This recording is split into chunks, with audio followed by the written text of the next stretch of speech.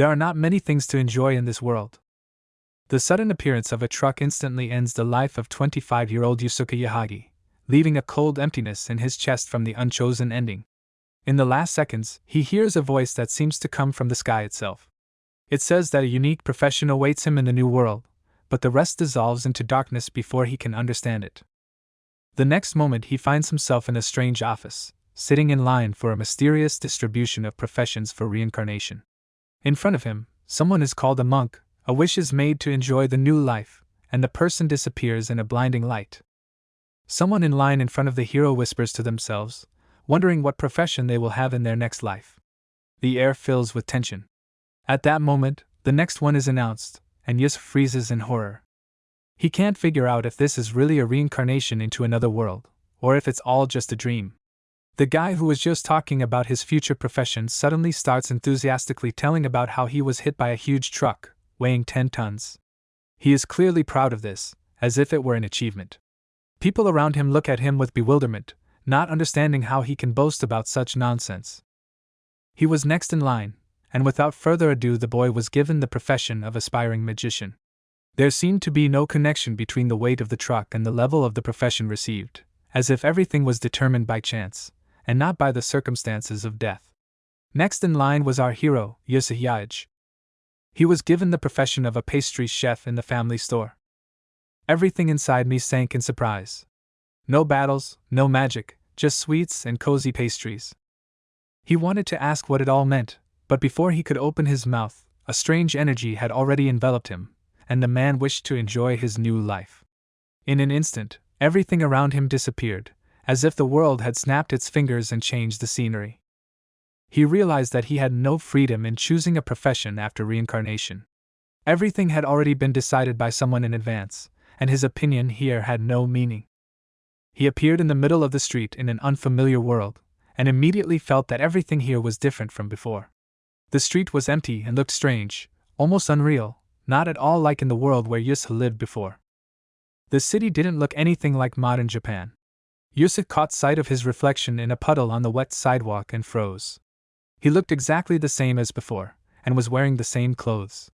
What was the point of reincarnation then, if he was still in his body and everything seemed like a continuation of his previous life? The next moment he noticed a group of adventurers walking down the street. They were dressed in armor and robes, their faces were focused, and their gait was confident.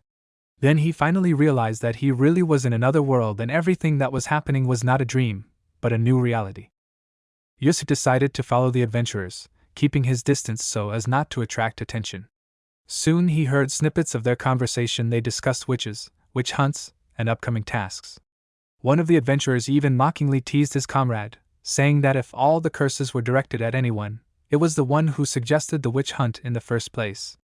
Yusa was delighted, he understood every word, and it seemed incredible. The language of another world was understandable to him, as if it were his own. Soon the adventurers reached the entrance to the dungeon. Above the massive gate hung a sign with an inscription, and Yusa realized with surprise that he could read the local alphabetic language as easily as his native one. He paused in place, watching them go, and for a moment wondered if perhaps this was work for them, as ordinary as the office or the store in his former life. He began to look around and noticed that the place he found himself in was much larger than it seemed at first glance. It was not just an entrance to a dungeon, but a whole railway station for adventurers, where life was in full swing. There were stalls with weapons, potions, and food everywhere. The smell of fried meat, metal, and fresh bread hung in the air, and the hum of voices merged into a strange symphony of this new world. Noticing one of the food stalls, Yusa felt his stomach rumble. He suddenly realized that he hadn't eaten anything since his death, and fatigue was slowly creeping up on him. The smell of roasted meat and freshly baked bread only made this feeling worse. He rummaged through his pockets, but realized that he didn't have any coins to buy anything. When Yusa started thinking about how to earn at least some money, the owner of one of the stalls threw an irritated phrase in his direction: "If you are hungry, go and earn it." It sounded rude, but at the same time simple and businesslike. Yusa frowned. He understood that he could not just go into the dungeon without preparation, without weapons, without even the slightest idea of what awaits him there. And most importantly, he was just a pastry chef, and the realization of this squeezed his heart. And suddenly it dawned on him. He really was a pastry chef. Not a warrior, not a magician, and not a hero, but someone who could make sweets. At first, this thought seemed absurd, almost pathetic, but something inside him trembled. Maybe this was where his strength lay. The world had chosen this profession for him for a reason. Hearing the hint that to open your own shop you just need to say the word opening, Yusa tensed up in surprise. He began to look around and soon noticed a free corner by the wall where, in his opinion, a shop could very well appear. The place seemed inconspicuous, almost secluded, and he hoped that there was no one nearby who could interfere or mock. Yusa said the word discovery. He felt unfamiliar objects suddenly appear in his hands. He looked down and was surprised to see that his clothes had changed as well. He felt like the confectionery looked different. Yusa's childhood. Even though the names were different, even though the inscriptions were written in strange letters, he recognized the wrappers unmistakably. But Yusa had no experience in sales at all. He understood that he had to make a decision, otherwise he would not survive in this world. Gathering the rest of his courage, he took a deep breath and began calling out to passers-by, trying his best to offer them candy. But people passed by. No one even glanced in his direction. And so, having once again shouted the word dagashi, which meant cheap Japanese sweets, Yusa noticed how one of the adventurers passing by raised his head and glared at him. The look was so heavy that Yusa immediately fell silent, and his heart sank. He instinctively recoiled back, as if he had encountered a predator.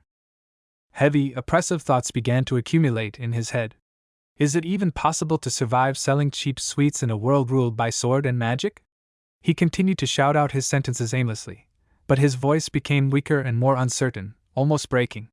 Continuing, almost crying, he again and again drew out the inviting words, hoping that at least someone would turn around. And suddenly, a girl appeared on the horizon, who immediately stood out against the gray crowd, joyful, inspired, with a slight smile. Yusa awkwardly asked her if she liked dagashi. The girl came closer, looking at the display case with interest. The smile on her face grew even wider when her gaze fell on the sweets. Without a shadow of a doubt, she called the candies cute, saying it as if she had seen something truly magical. The girl, pointing her finger at one of the candies, asked with interest what kind of sweets it was. Yusa, a little confused, but trying to look confident, answered that it was chewing gum, and named the price, 10 yen. But at that moment he remembered that here, in this world, yen does not exist.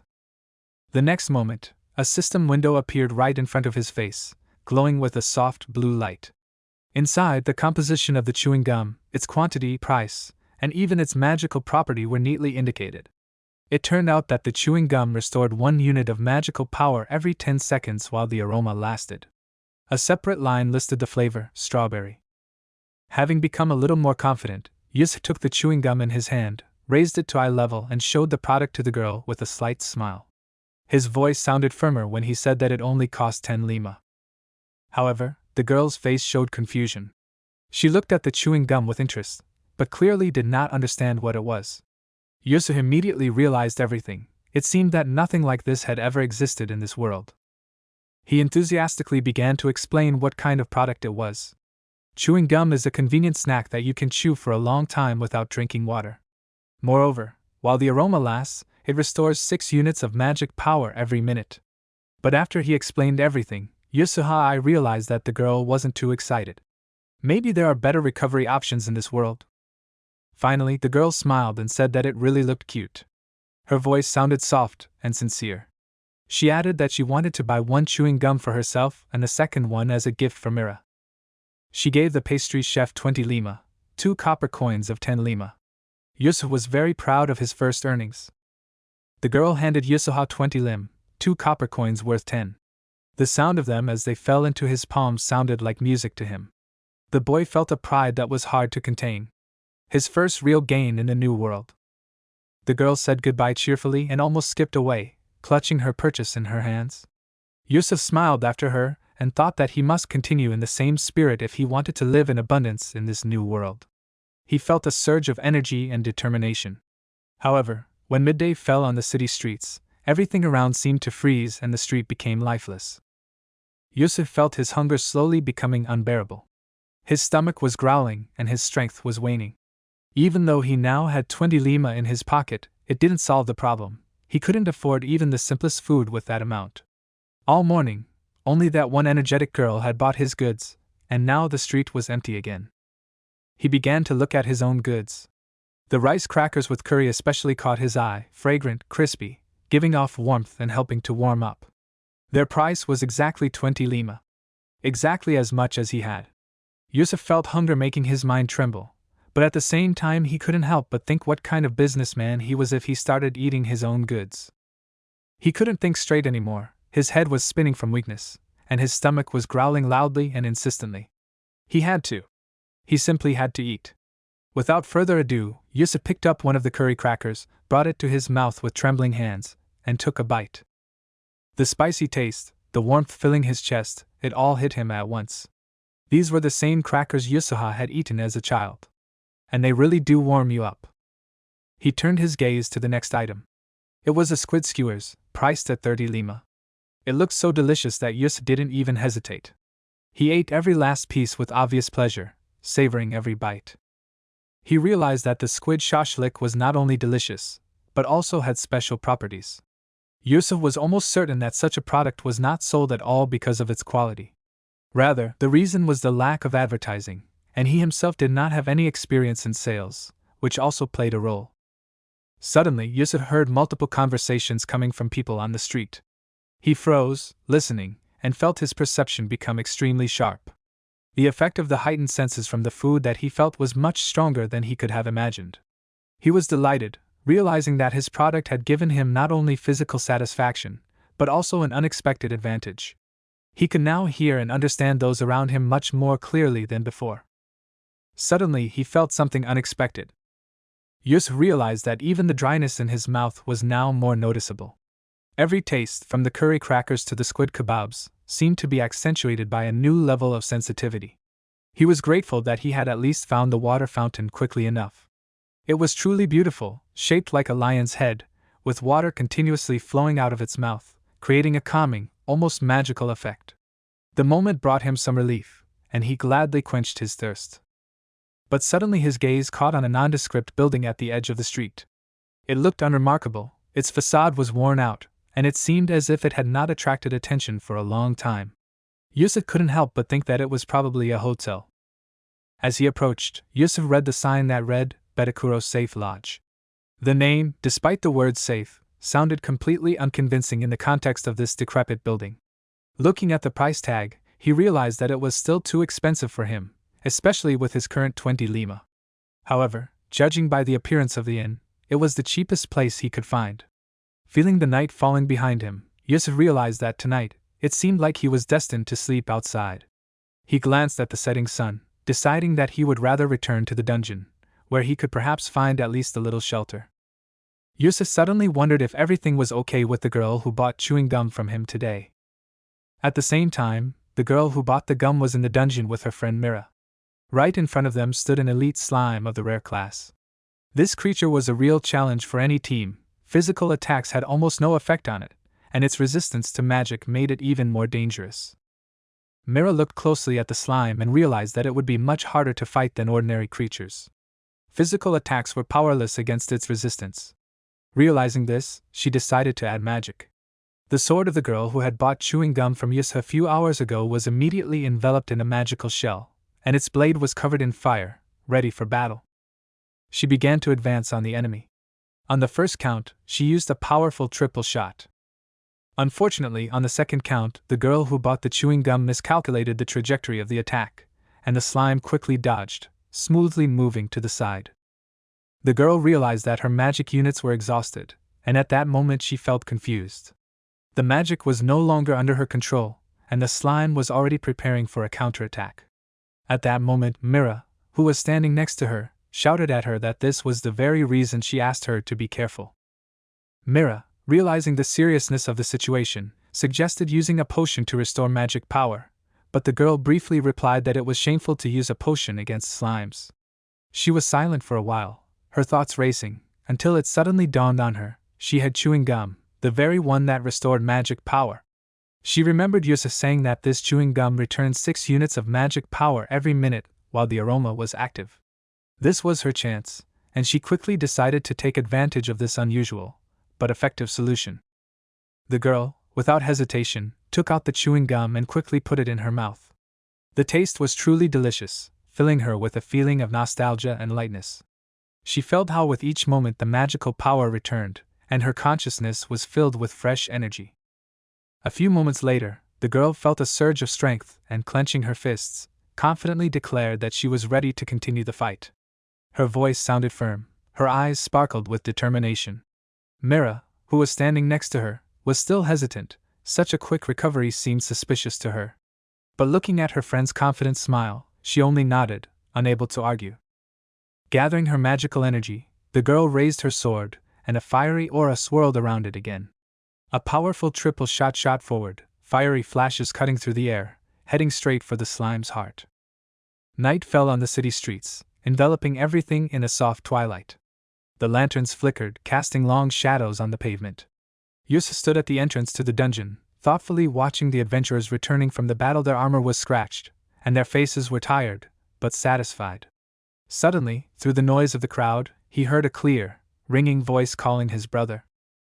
It was the girl who had bought chewing gum from him earlier today. She was hurrying her friend, Mira, to go faster. Mira didn't understand why the girl was in such a hurry.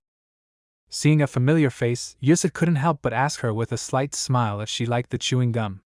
The girl nodded happily, her eyes literally glowing with enthusiasm. She began to describe with gestures and genuine delight how the chewing gum really helped her regain her magical energy when everything seemed lost. Recalling the battle, she energetically showed how she immediately performed her signature triple attack full of fire and determination.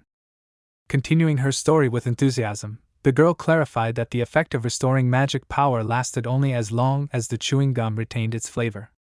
As soon as the aroma disappeared, the effect disappeared. She noted that the chewing gum tasted very pleasant, but unfortunately, it quickly disappeared. However, it gave her the necessary advantage in battle. Having finished her story, she took a step to the side and pointed at her companion. It was her battle friend Mira.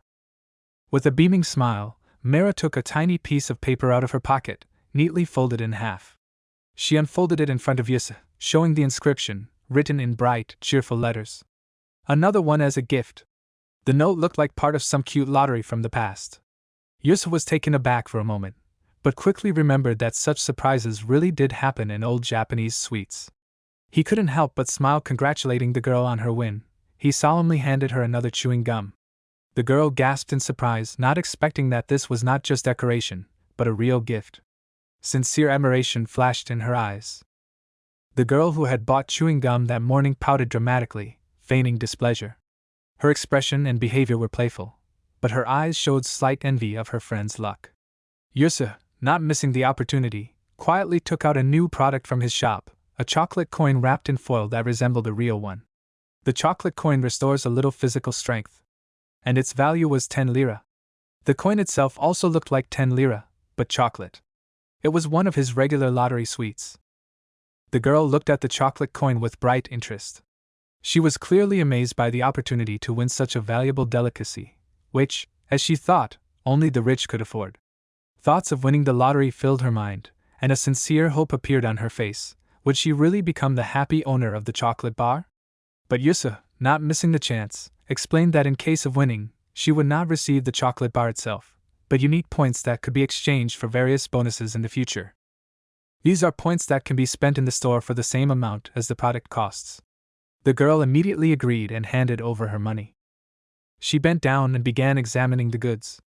Mira, perplexed, asked her what the girl was doing, to which she briefly shouted back that she was choosing. Yusa, with the same skeptical expression on his face as Mira, called it a stupid waste of time. Finally, the girl, a little nervously, resolutely pointed to the coin that had caught her attention. But alas, luck had turned away. Mira, noticing her friend's disappointment, gently hugged her, trying to support and console her at that moment. Mira, inspired by her friend's excitement, also decided to try her luck at the lottery. Yusa handed her the goods with a slight smile. This time fortune smiled, and Mira got a coupon for 10 lira. Yusa explained that now she could exchange it for any goods worth up to 10 lira. The girl who lost the lottery, with feigned resentment in her voice, exclaimed that luck was always on Mira's side only because of her outstanding appearance. Mira, slightly blushing, threw back that it was shameful to say such a thing, and she should be the one embarrassed. Yusa at that moment froze in complete confusion, not knowing how to react to what was happening. She, as if wound up, had already bought 3 tickets, paying 30 lire for them, but this time too, luck had turned against her. The girl's loud voice attracted the attention of the adventurers passing by, who came up to find out what was going on and why she was shouting. However, the girl turned sharply towards them and, flushing with irritation, shouted at them not to come near, because these were her tickets. Yusa wanted to say something, but he was interrupted by an insistent girl who was already handing over 30 lire for the next 3 items. The adventurers, watching what was happening, noticed that they were cheap candies, and found the whole thing quite cute. Yusa got new customers, and everyone liked his product. Some bought chewing gum and chocolate, some chose something else. Yusa behaved politely, wished bon appetit, and tried to show his best side as a seller. The screams of the girl Merle, who had been Yusa's only customer since the morning, turned into an unexpected but incredibly effective advertisement. Her emotional reactions and genuine delight attracted the attention of those around her, creating a stir around the shop. It was thanks to this burst of popularity caused by just one customer that Yusa was able to avoid spending the night in the open air, and the day's proceeds were enough to afford a roof over his head. Finally, Merle pulled out the coveted coupon. Its face value was 30 lire. The girl's face lit up with a radiant smile. She literally glowed with joy, tightly squeezing the coupon in her hands, as if it was her main victory of the whole day. Yusa politely congratulated the girl, watching her beam with the coupon in her hands, but deep down he couldn't help but notice that Merle had spent significantly more than she had won.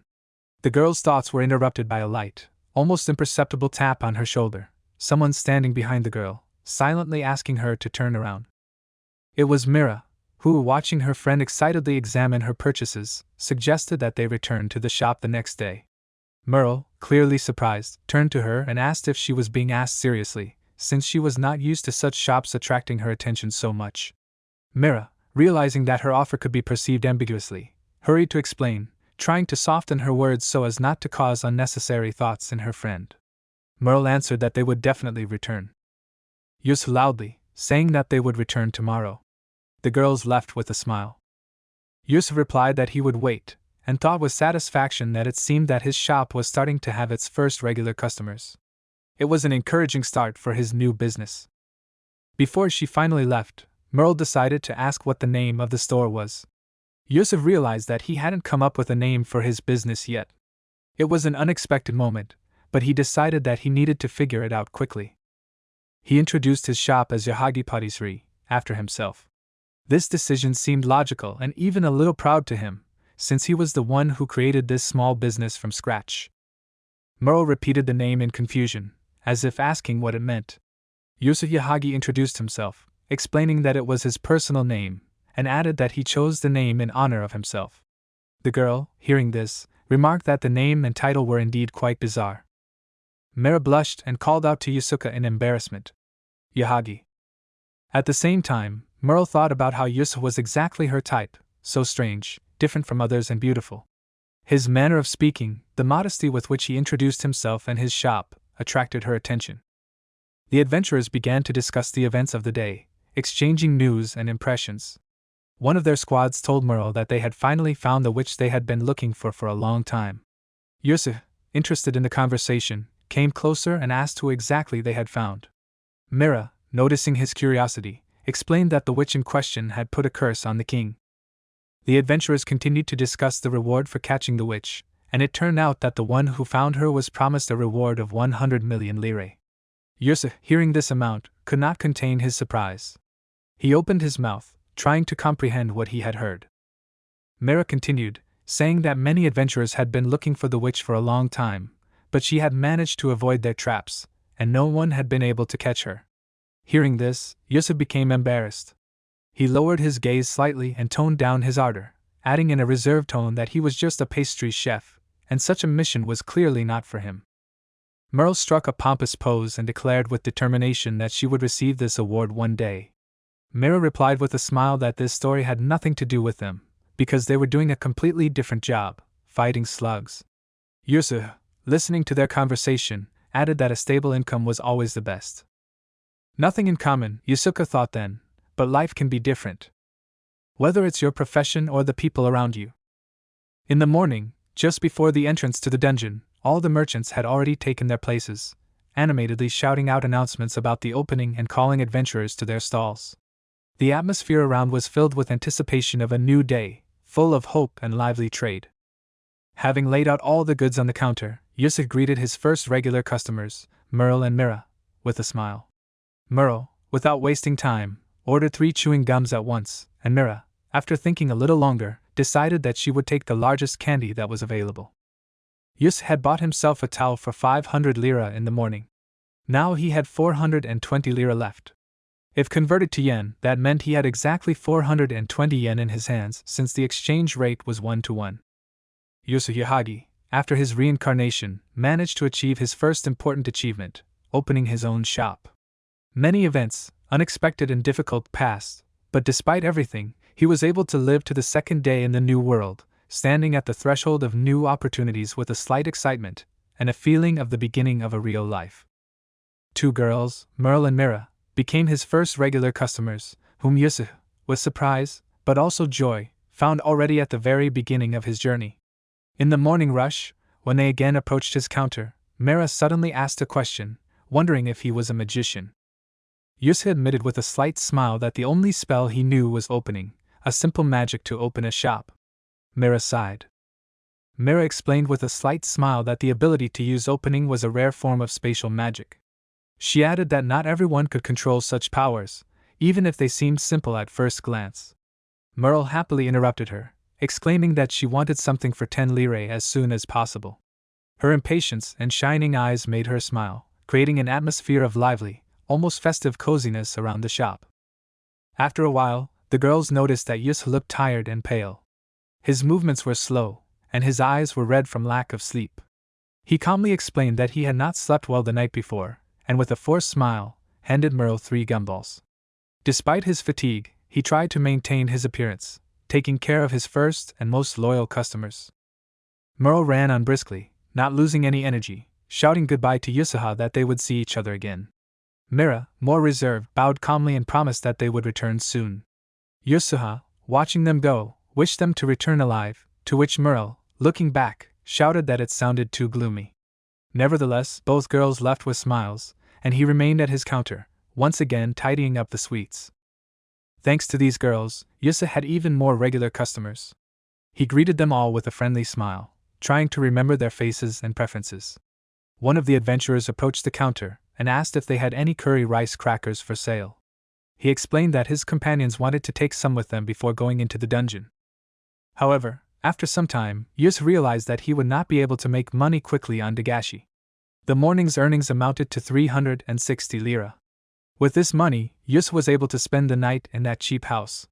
At the moment, he had 780 lira on hand. Last night, as he approached Batakuro's cheap house, Yus realized that in the dark, this place seemed very creepy. Would he even be able to leave there alive by morning? Yus entered. He saw a very angry and dissatisfied woman at the reception. He mentally compared her appearance to that of a boar. When he said that he was going to stay for one night, he heard in response that it would cost 850 lira, with breakfast included. After escorting him to his room, the woman demanded that he behave quietly at night, otherwise she would throw him out. Yus had no choice but to agree.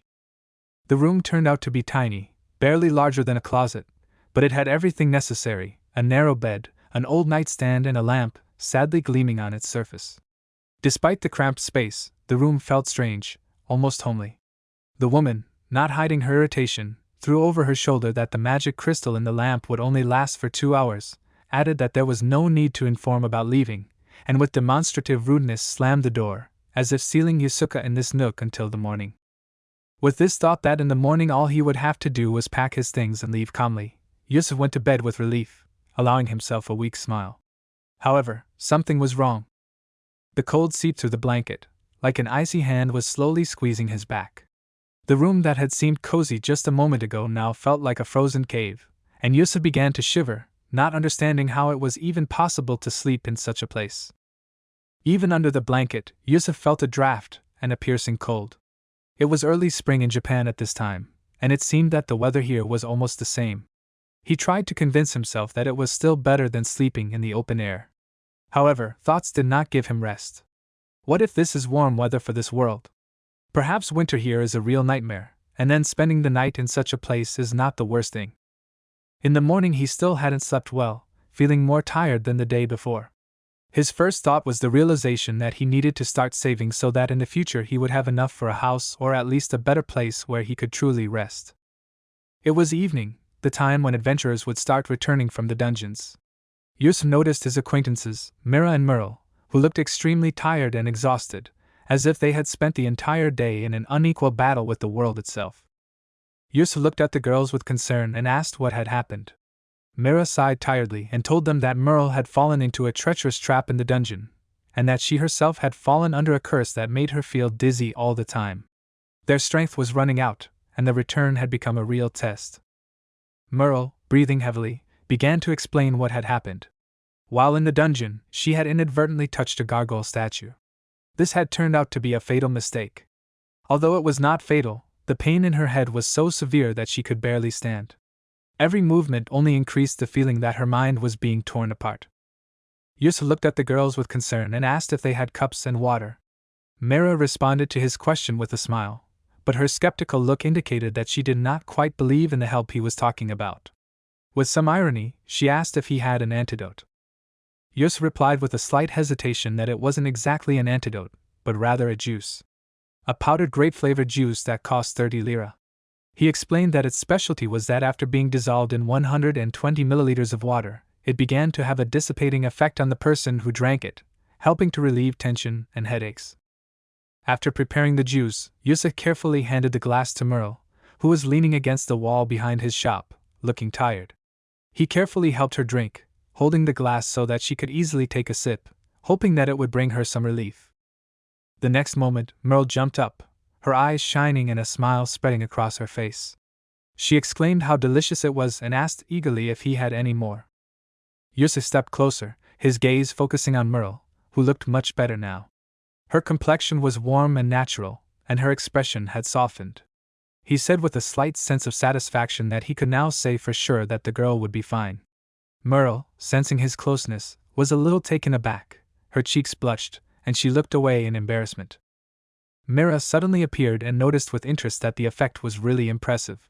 She looked at the drink packages and curiously listed 5 different flavors. Grape for dispelling, orange for detox, strawberry for reducing magical energy consumption, melon for increasing experience for 40 minutes, and pineapple for increasing profit for 15 minutes. Yusuf confirmed with a smile that each flavor really did have its own unique effect, surprising her no less than himself. The girls, not believing their ears, hurried to choose the juices that immediately caught their attention. Merle, with excitement in her eyes, grabbed all the pineapple ones, not doubting their benefits. Mira, weighing the choice, decided to take 3 grape and 3 orange. In addition, Merle, as if giving in to temptation, thought that a dozen lottery tickets for chocolates would quite refresh her day. It was hard to believe that just a minute ago she was suffering from a curse. All the adventurers nearby soon began to hear Merle's loud cries she had lost the lottery again. Some sighed and noted with a grin that she was at it again. Everyone understood that Merle would not calm down so easily.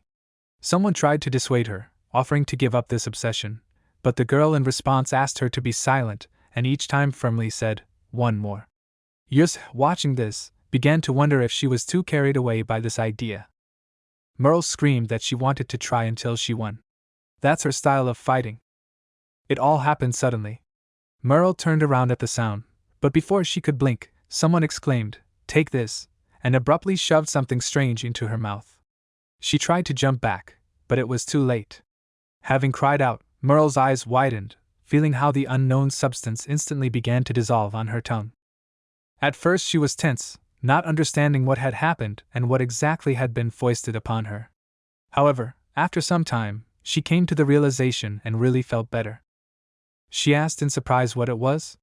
Yusuf, trying to look unperturbed, replied that it was a cola with a calming effect, which helps to put thoughts in order and relieve stress. Mira, with a slight smile, suggested that she always keep a can of cola for Merle, in case it would make life easier. Yusuf, taking advantage of the moment, reminded Merle that she owed him 40 lire. His sales had reached 3,000 lire in the course of the day, and this seemed like a real success to him. Today, Yusuf managed to stay in the same cheap house again. Inside, he was greeted with the usual question of whether he was staying the night. He replied that he needed 1 room, and the woman at the counter informed him that he would have the same one as yesterday. Yusuha noted to himself that the landlady was the same, with the same sullen expression and heavy gaze. Suddenly, out of the corner of his eye, he noticed a dark spot on the counter and decided that it was just dirt. However, the woman immediately caught his gaze and noticed that he had paid attention to this place. She looked menacingly at Yusuha and declared that it was just a fight. She added that she was quite capable of putting anyone in their place. Yusuha choked on fear from her gloomy look and cold words. The thought grew stronger inside him that he needed to find a better place to spend the night as soon as possible, where there would be no stains or scary old women. In the morning, Yusuha woke up earlier than usual, deciding to take a place closer to the entrance to the dungeon. He knew that the traffic there was higher, and therefore, the chances for a good profit were higher. Only one thought was spinning in his head: how to quickly earn money for a better place to stay, away from the gloomy landlady and the dirty traces of past fights. Yusuha cast the opening spell and noticed with interest that the pineapple juice that had quickly sold out yesterday was back in stock. The rest of the goods, which had also been almost sold out the day before, were in the same full volume. Yusuha looked at the shelves in surprise, trying to understand whether they were really all being restored on their own. New products also appeared on the counter, among which the most notable was the disposable rocket. Throwing this package at the monster caused an explosion, and using several at once increased the effect. The lottery machine was also completely full again, as if nothing had disappeared. Yusuha was shocked. Explosion magic. He remembered very well how in Japan the rockets simply popped and made a loud noise, causing only surprise or joy. But here, it was a real weapon. He wasn't sure if such a dangerous product was suitable for a candy store. While he was thinking, Merle and Mira had already approached the counter. Merle was delighted to see pineapple juice back on sale, and as usual, was ready to buy up the entire stock. But then her gaze caught on the new item in Yusuha's hands. Yusuha decided to ask Mira how dangerous explosion magic could be. The girl calmly replied that it all depended on the caster. In skilled hands, it really was a very effective tool in battle. She also added that she couldn't use it herself. Yusuha thought about it, because he didn't fully understand how it all worked. He turned to Merle, offering her to test the new product. She thought for a moment, then said doubtfully that she would only take the juice, but she could also take a risk by buying a trial batch for herself. He packed 3 small third-class rockets for the girl and said with a slight smile that he thought they would definitely like it. However, as he watched them leave, Yusuha still warned them to be careful when using them. The girls just waved their hands and confidently replied that he was worried in vain, because they were constantly dealing with magical items and knew how to handle them. That evening, the girls returned to the city, and the first thing they did was head to Yahagi's confectionery shop. Yusuha was a little surprised by Merle's eagerness. She ran towards him, shouting happily that the pineapple juice was amazing and that she and Mira had earned more than usual. Both girls looked tired, but their satisfied expressions showed that the day had brought them many good moments. They began to share their impressions, and Merle enthusiastically described how the missiles had simply amazed her. The monster, which was far from weak, had been blown away by one hit, and she could not hide her admiration. Merle now wanted to try the rockets too. These devices could be used by anyone, they were as powerful as the magic used by experienced adventurers, but at the same time they were simple and practical. Yusuha thought this was the perfect product for beginners, and all this only cost 50 lira. Merle decided to try her luck in the daily lottery again. This time her win was only 5 lire, but for her it was just another step on the way to the coveted prize. She enthusiastically declared that she would not stop until she won, because for her it was not just a hobby, but a real lifestyle. Her friends, watching her excitement, began to give her cans of cola, hoping that the drink would at least cool her ardor a little and help her calm down. And so, Yusuha found himself back in that scary house to rent a room. The old woman greeted him sullenly, not hiding her irritation. He, as before, was planning to stay for one night, although he knew that it was not the best option for a vacation. The reason he was back in that cheap place was not so much the desire to save money, but the realization that despite the increase in sales, he still needed to be careful with his spending. After that, the old woman offered him to rent 5 nights at once, promising a discount on accommodation. Yusuke thought she had become a little kinder, but despite this, he could not agree. He was still planning to find something better, and 5 nights in a row in this place was clearly not to his liking. However, The old woman was not upset and continued to warn Yusuf that a rather dangerous person was staying near his room today. She advised him to be careful, as this person could pose a threat. Yusuf thought about it, because such warnings did not sound like a simple coincidence. Yusuf decided to clarify whether the person they were telling him about was really a bandit. The old woman replied that it was not quite so. The old woman continued that this man was called the Dark Priest, and rumors were circulating that he had killed many people. Yusuf felt uneasy just hearing about it. His imagination was already painting pictures of dark deeds connected with this man. He hoped that his path would not cross with this creepy guy. Yusuf, tormented by curiosity, asked why the guards did not arrest such a dangerous man. The old woman narrowed her eyes in surprise and asked if he really did not know. Convinced of his ignorance, she told him to wait, explaining that it was a long story and that tea needed to be made for it. The young man nodded reluctantly, and while the hostess went to the kitchen, a thought flashed through his mind that maybe this stern woman was actually just lonely. Yusuf decided that since the old lady was going to make tea, it would be polite to offer something sweet to go with it. He took out a package of chocolate dorayaki from his shop. There were 2 of each, and according to their magical properties, the second dorayaki was to be shared with the person next to you, symbolizing the strengthening of friendship and trust. Yusuf hesitated to get closer to this stern woman. His experience told him that the effect of dagashi usually corresponded to their price, so he shouldn't expect too much intimacy. However, he decided that even with such a formidable old woman, he could try to establish contact. With these thoughts, he placed the package on the table. He opened the package when the old lady returned and offered one of the dagashi to her. He said that they were sweets that he sells. She took one of his hands and tried it. She said it was delicious and asked if he sold them. The old lady looked at the packaging with interest and asked him how much he was selling the sweets for.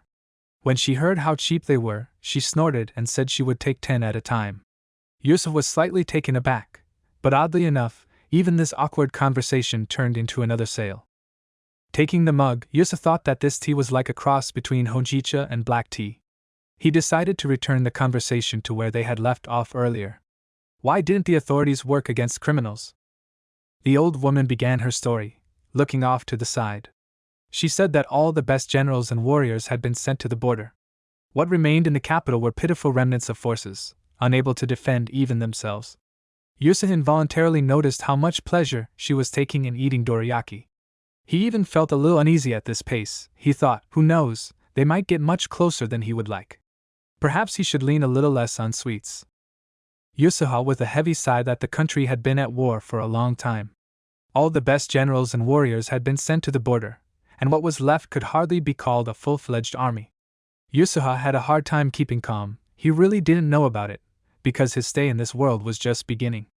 The old woman also mentioned the king's curse, and Yusuf immediately remembered how Mira and Merle had talked about the witch's curse earlier. It seemed like they were the same thing. Once upon a time, a king had a bride, a powerful and renowned witch named Michelle. Their union was considered a great union of strength and wisdom, but suddenly the engagement was broken. Yusuf could not understand how this could happen, and questions swirled in his head. It turned out that the reason for the breakup was banal and simple. The king fell in love with another woman, the one who now bore the title of queen. For Yusuf, this was a real shock. He expected intrigue, dark magic or political games, but received a story about human weakness and the fickleness of the heart. Such a turn seemed to him much more painful and cruel than any spell. The queen was a stunning beauty, and according to the old woman, it was her charm that had caused the king to lose his head. She dismissed the story with disdain, calling the king a typical man who had fallen for his looks. Yusuf suggested that the witch, abandoned and humiliated, had cast the curse in revenge, and the old woman confirmed with a sour smile, which was when it all began. Since the king had stopped attending to the affairs of state, the city's guards had weakened and security had fallen into disrepair. The guards no longer risked dealing with dangerous criminals, since they could no longer be scared by rumor alone.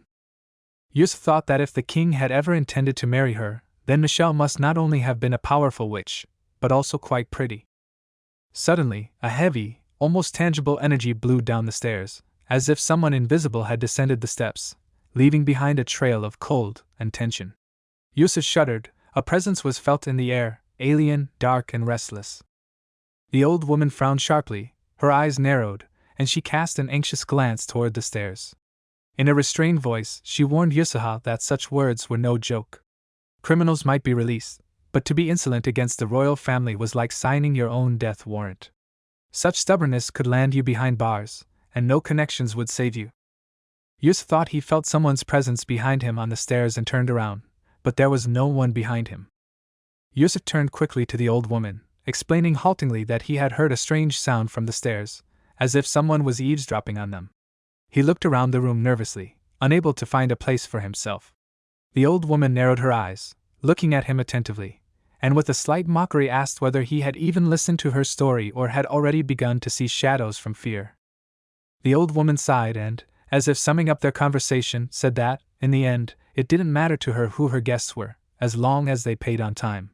However, Yusuka, according to her, should keep her ears open. That same neighbor, the gloomy priest, could really be not just strange, but truly dangerous. A deep, almost soundless night had fallen. Yusuka, having settled down on a creaky bed, tossed and turned for a long time under a thin blanket. Thoughts did not give him peace. Every rustle behind the wall, every creak of the floor seemed ominous to him. He realized with annoyance that he would probably not be able to fall asleep tonight. Yusuka sat up in bed, his heart beating faster than usual. He couldn't shake the feeling that he was being watched from the darkness. Thoughts of the dark priest staying in the next room swirled restlessly in his head. What if he really thought he was dangerous? In this world, where accusations could be whispered and sentences carried out in the shadows, someone like him could easily be seen as suspicious. The wall separating him from the potential killer seemed alarmingly thin. And as if to mock his fears, Yusuf suddenly felt an unbearable urge to go to the toilet. He clenched his teeth, staring at the ceiling, cursing his body for such an inopportune moment. However, the toilet was in the yard, and the stairs were right opposite the gloomy priest's room. Yusuf sat on the bed, looking into the darkness, wondering what would kill him faster, fear or need. He felt a tragicomedy thickening above him, not even a magical explosion, but a banal desire to go to the toilet could cause death. But then something clicked in him. If he was going to die, then not as a pitiful shadow, but with dignity. Stepping out into the dimly lit corridor, Yusuf immediately noticed that the door to the next room, where the gloomy priest lived, was slightly open. His heart pounded in his chest like an alarm drum. He froze in place, his whole body tensing. Had that dangerous neighbor already woken up? Yusuka's head, to look through the half-open door and find out what was going on in the gloomy priest's room. He understood perfectly well that curiosity could turn into trouble, but it was impossible to restrain himself. Something in this forbidden moment pulled him stronger than common sense. However, what he saw was not at all what he expected. On the neatly made bed in the next room lay a set of exquisite women's underwear.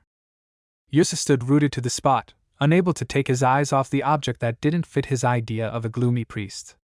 The first thing that flashed through his mind was that the bra was clearly not a small size. Yusuf shook his head, trying to push away the strange thoughts that were creeping into his head. He forced himself not to think about the underwear that he had accidentally seen in the next room. His mind tried to find an explanation, as if this man was an underwear designer or had a strange hobby. But the more he thought about it, the more ridiculous it seemed. The thought that there was something more behind all this, something dark and dangerous, kept spinning in his mind. Yusuf took a deep breath and decided it would be best to just ignore what he had just seen. Yusuf, finally getting outside, headed towards the toilet with relief. The situation with the tension of the night was resolved, and having done everything that was necessary, he felt the tension leaving him. After everything that had happened in one night, Yusuf felt like he needed to regain some peace of mind. He went outside to relieve himself, and as he returned to his room, he realized that his stomach was now clearly in need of attention.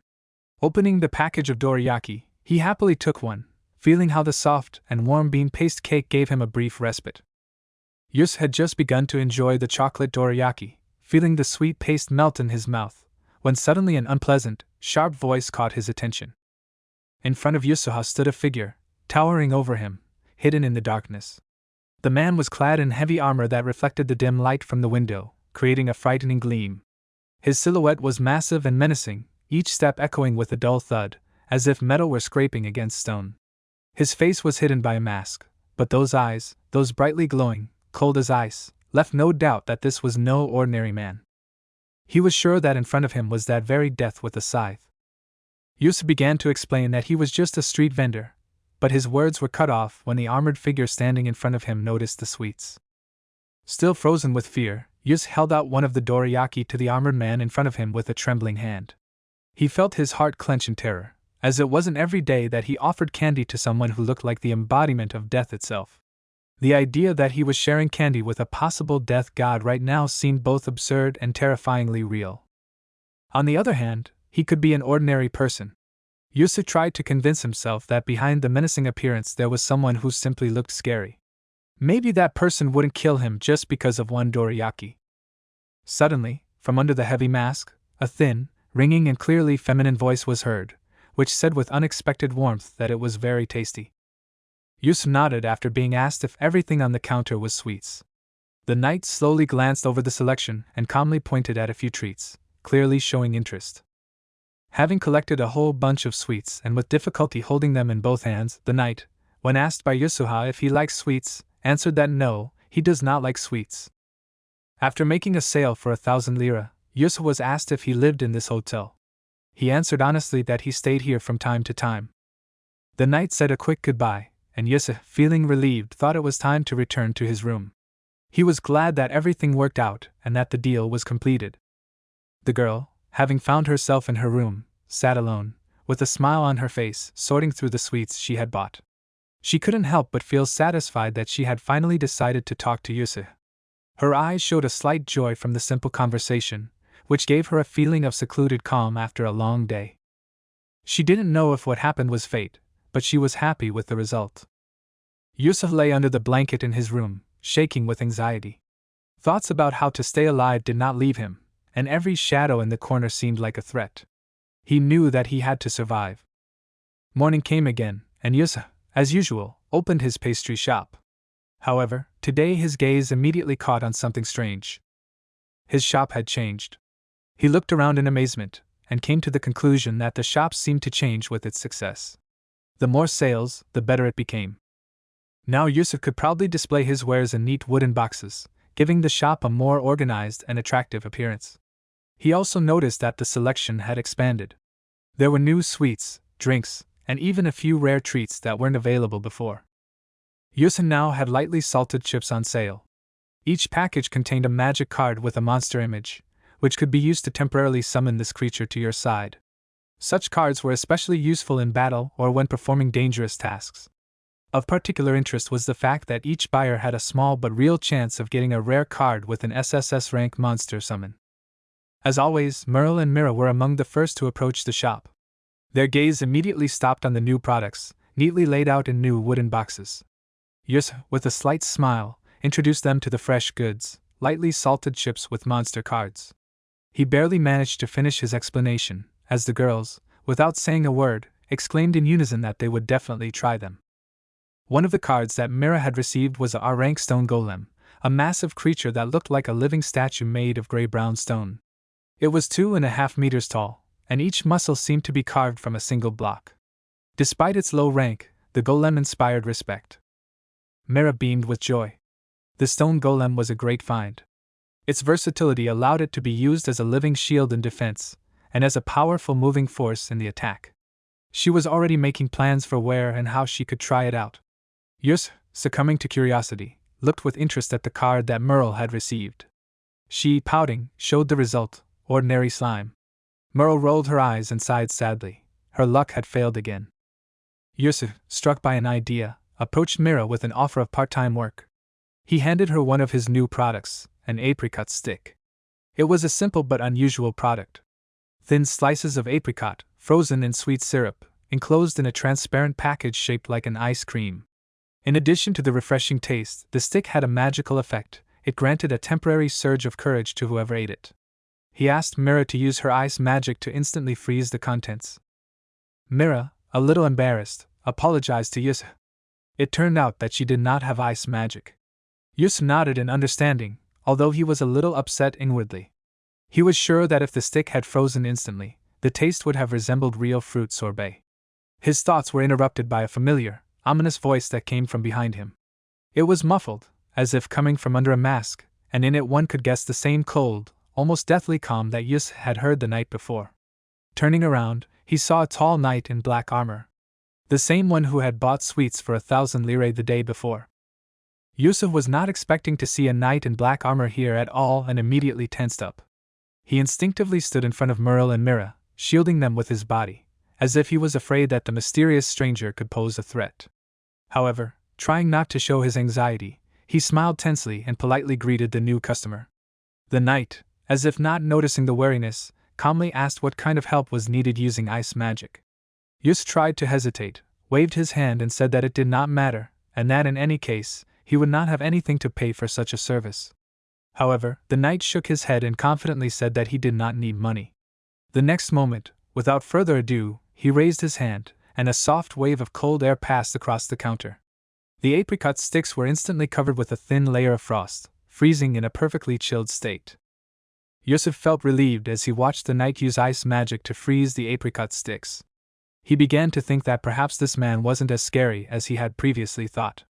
The knight was composed, but he didn't seem to have any intentions of threatening or attacking.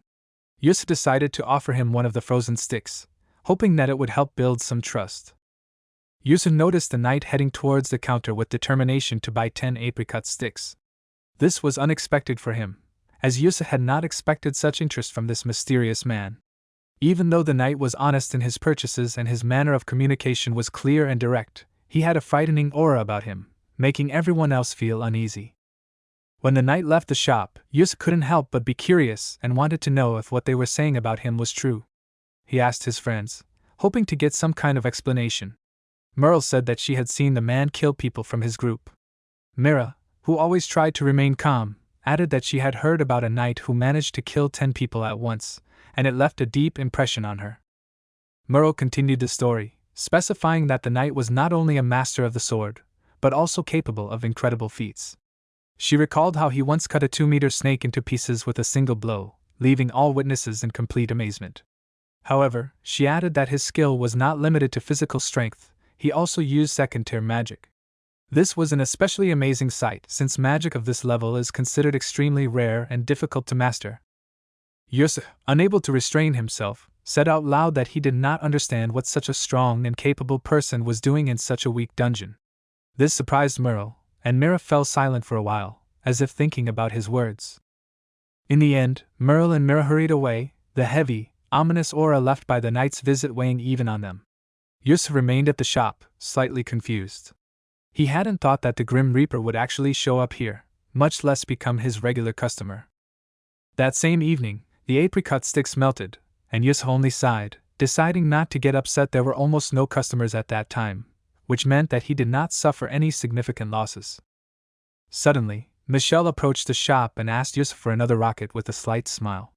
Looking around, she noticed that there were few customers today, and explained that a witch had been seen nearby, which is why people were afraid to leave their houses. She also said that she had won the 3rd prize in his shop, to which Yusuf sincerely congratulated her, glad that his shop not only brought profit, but also joy to those around him.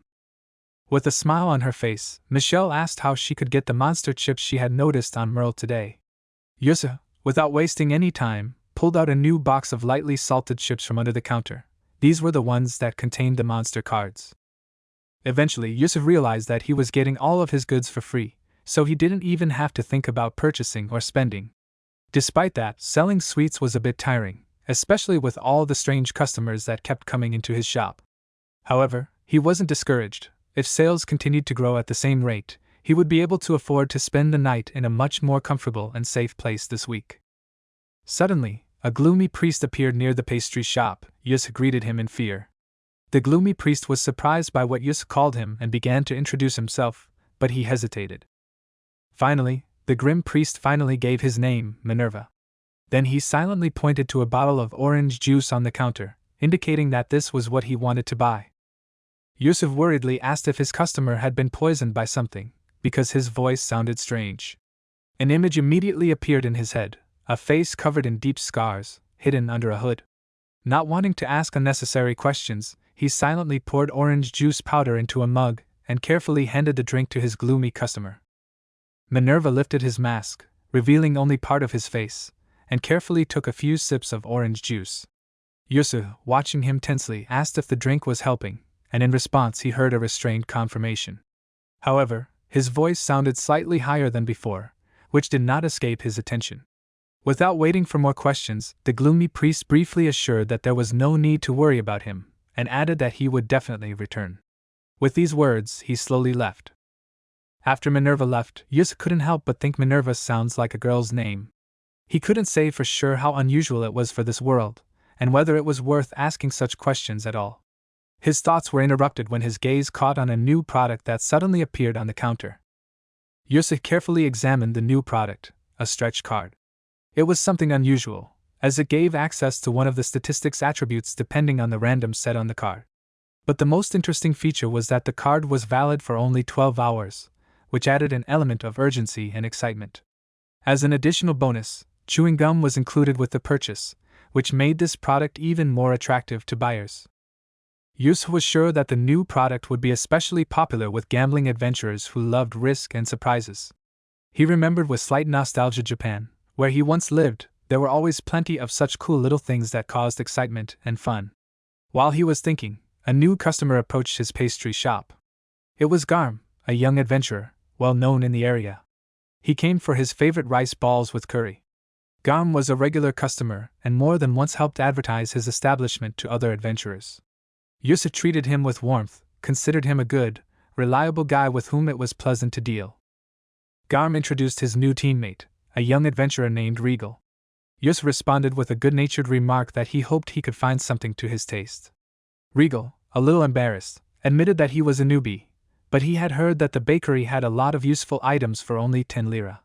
Yusa enthusiastically showed off the selection. His shop was indeed a great place for beginners, as it was a cheap place to stock up on things that, although simple, could sometimes save lives.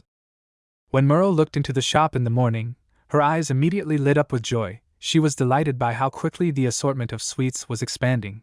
Each day the shelves became more diverse, and it seemed that in this pastry shop you could now find anything from useful little things to truly rare finds. Yusa enthusiastically introduced the new product, stretch cards. He explained that to participate, you scratch off the protective layer with a coin and see the result. If 3 identical symbols match, you win. The concept immediately appealed to many customers, especially those who are not averse to trying their luck. Merle, known for her gambling propensity, immediately volunteered to try it first. On Yusa's advice, she first drank a can of cola. And so, several adventurers who decided to try their luck with stretch cards froze in tension when they saw identical images on the first 2 sectors. All that was left was to erase the last part, and the chance to get a bonus became almost tangible. An excited anticipation hung in the air. The crowd gathered closer, watching every movement of the coin. However, Yusa, standing behind the counter with his usual half-smile, knew that the coincidence of 2 symbols was far from a guarantee of winning. This was precisely the calculation often used in marketing, to create a feeling of imminent victory in order to heat up the excitement. Suddenly, one of the adventurers, having erased the last part of his stretch map, froze in place and a bright light flashed before his eyes. All 3 sectors of the map turned out to have the same symbols. The light burst out of the paper, illuminating the surroundings and causing surprised exclamations from those gathered. The adventurer, still shocked by what was happening, clenched his fist in admiration and reported that he could already feel his body being filled with power. Yusuha, remaining collected, reminded him that the effect of the enhancement only lasted for 12 hours, and if he wanted to make the most of it, he should hurry to the dungeon while the power was still there. Yusuha approached Merle, who was looking at her stretch card with a frustrated expression. Her result was far from what she expected, 3 different pictures, no chance of strengthening.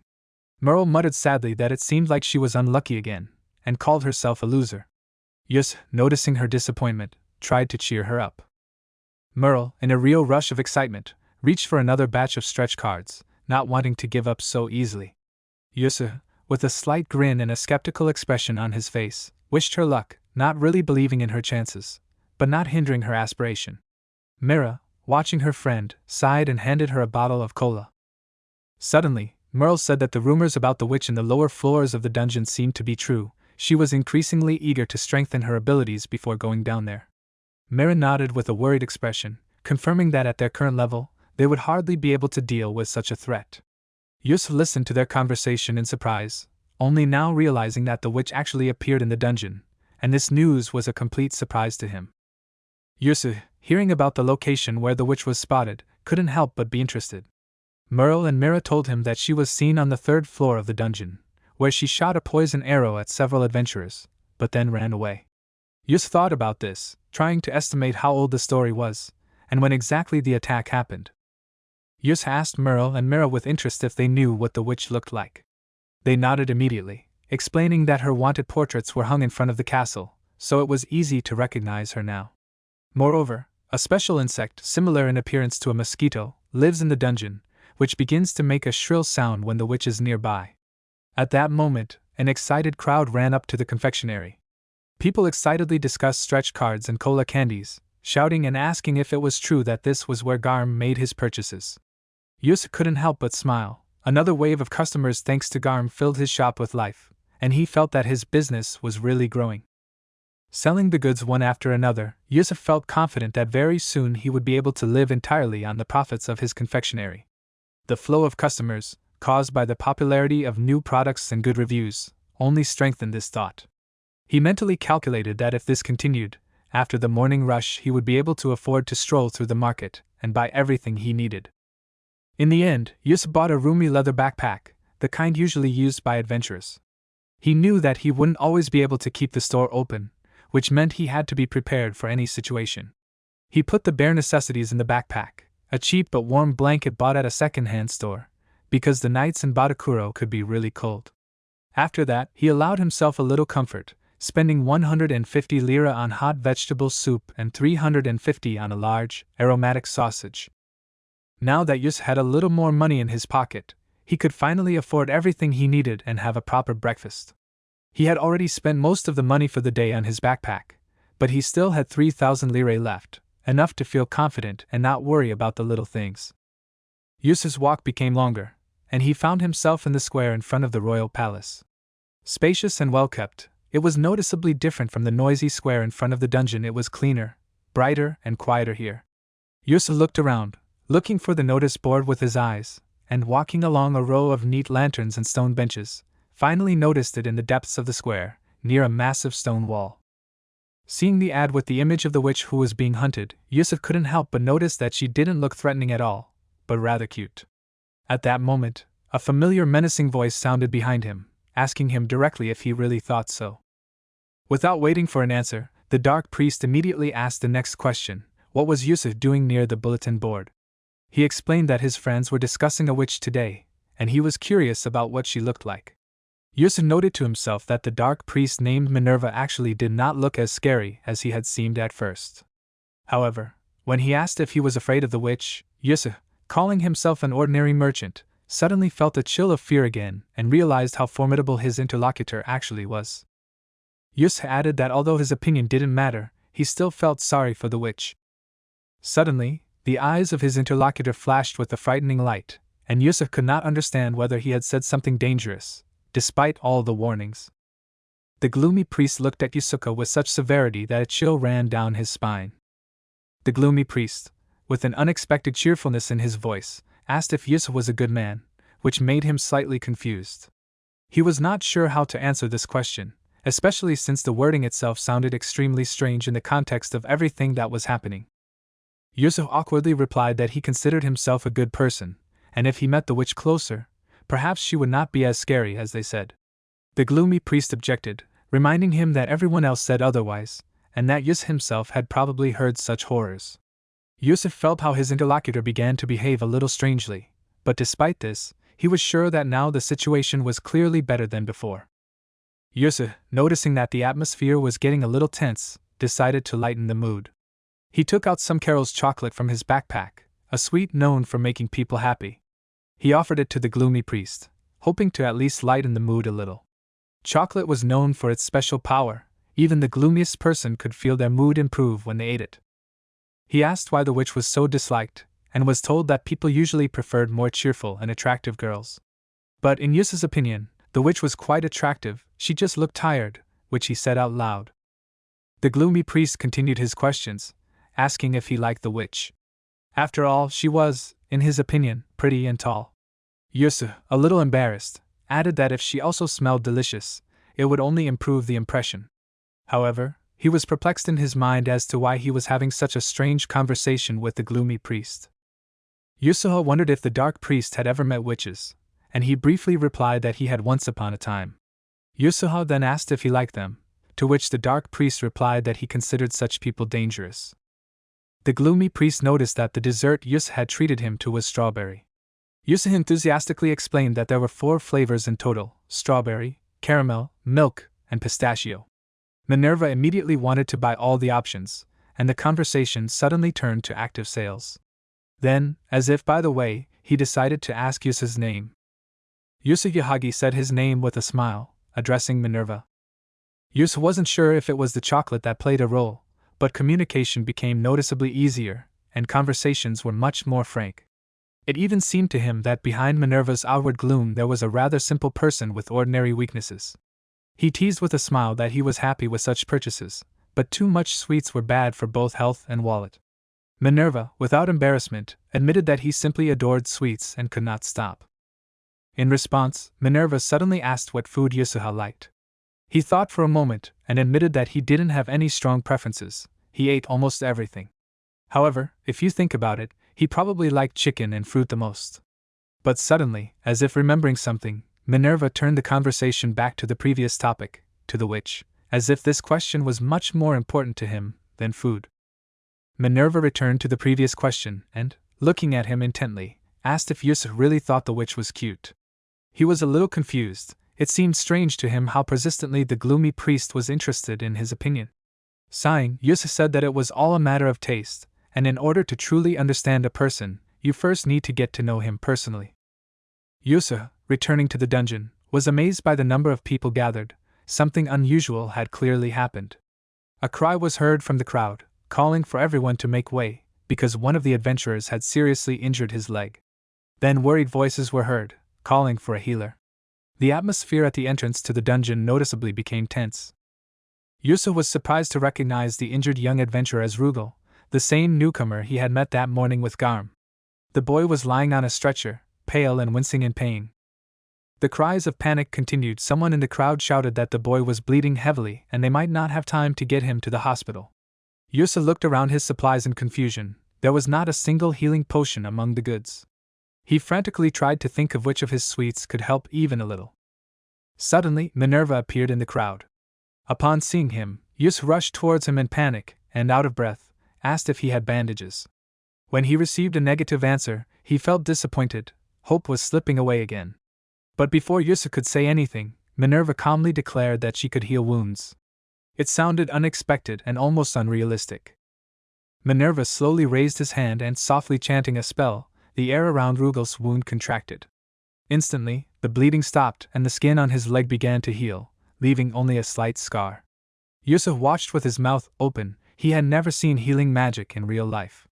It was so impressive and astonishing that he forgot about time and his excitement for a moment. Something he did not forget to tell Manurva immediately. Rugal thanked Manurva for saving him, but despite being healed, Yusuha continued to wonder what had happened in the dungeon. He was intrigued by the fact that even experienced adventurers could run into trouble. He wondered how much more dangerous the dungeon had become, and what forces lurked there that even strong parties could not always deal with. Even in the morning, Yusuha couldn't get the dungeon out of his mind.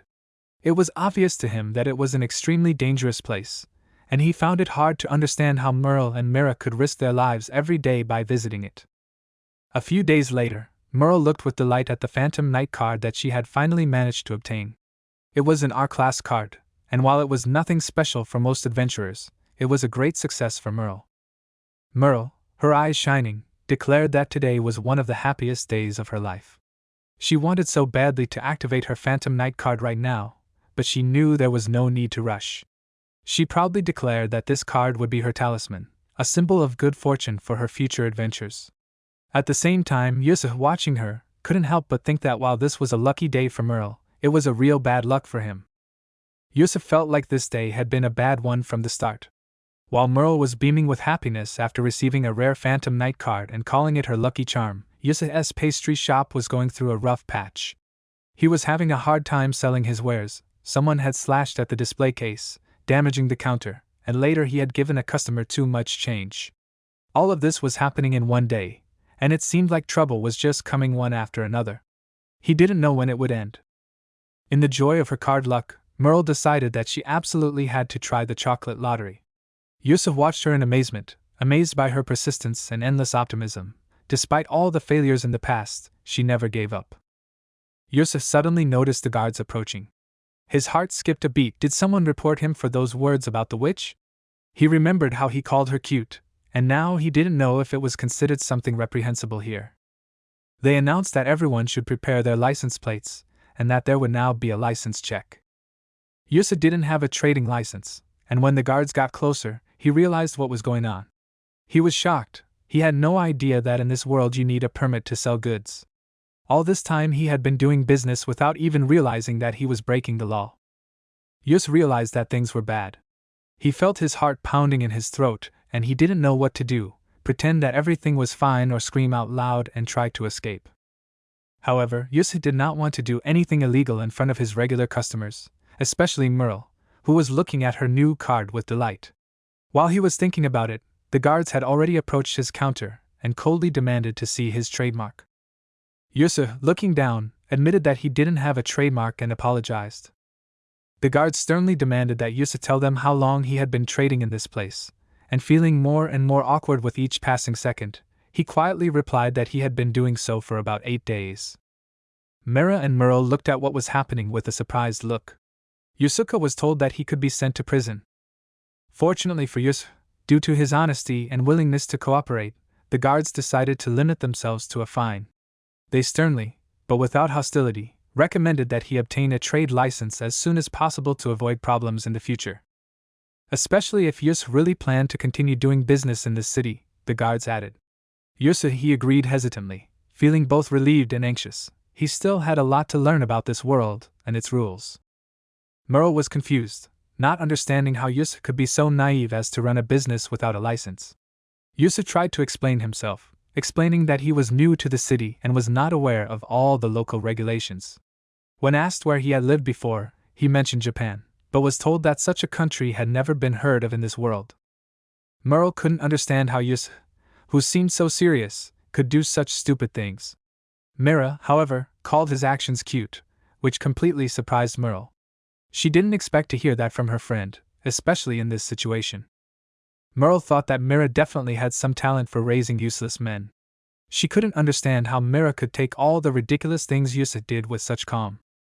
Yusuf carefully asked how much the license cost, hoping that the amount would not be too high, since he had very little money left after the fine. Mira, after thinking, answered that, if she remembered correctly, a trading license cost about 12,000 lira. Hearing this amount, Yusuf felt his heart squeeze. 4,000, this was almost all that he had left, and he was still so far from the required amount. Anxious thoughts flashed through his head about how he could now get out of this situation. Yusuf thought about how he still had money left for a place to stay, but if he couldn't continue his business, it would be very difficult for him to survive in this city. Panic began to creep up on him when Merle interrupted his thoughts by smiling and saying that he was lucky that she was kind. Yusuf looked at her, confused, not understanding what she meant. She told him that there was one place in the city where you could run your business without a license.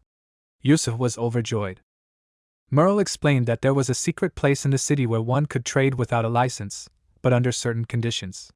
Yusuf was surprised, not expecting such a turn of events, and from joy he almost could not believe that his problems could be solved. Yusuf had a hard time believing what Merle was telling him, since he had just gotten a fine himself.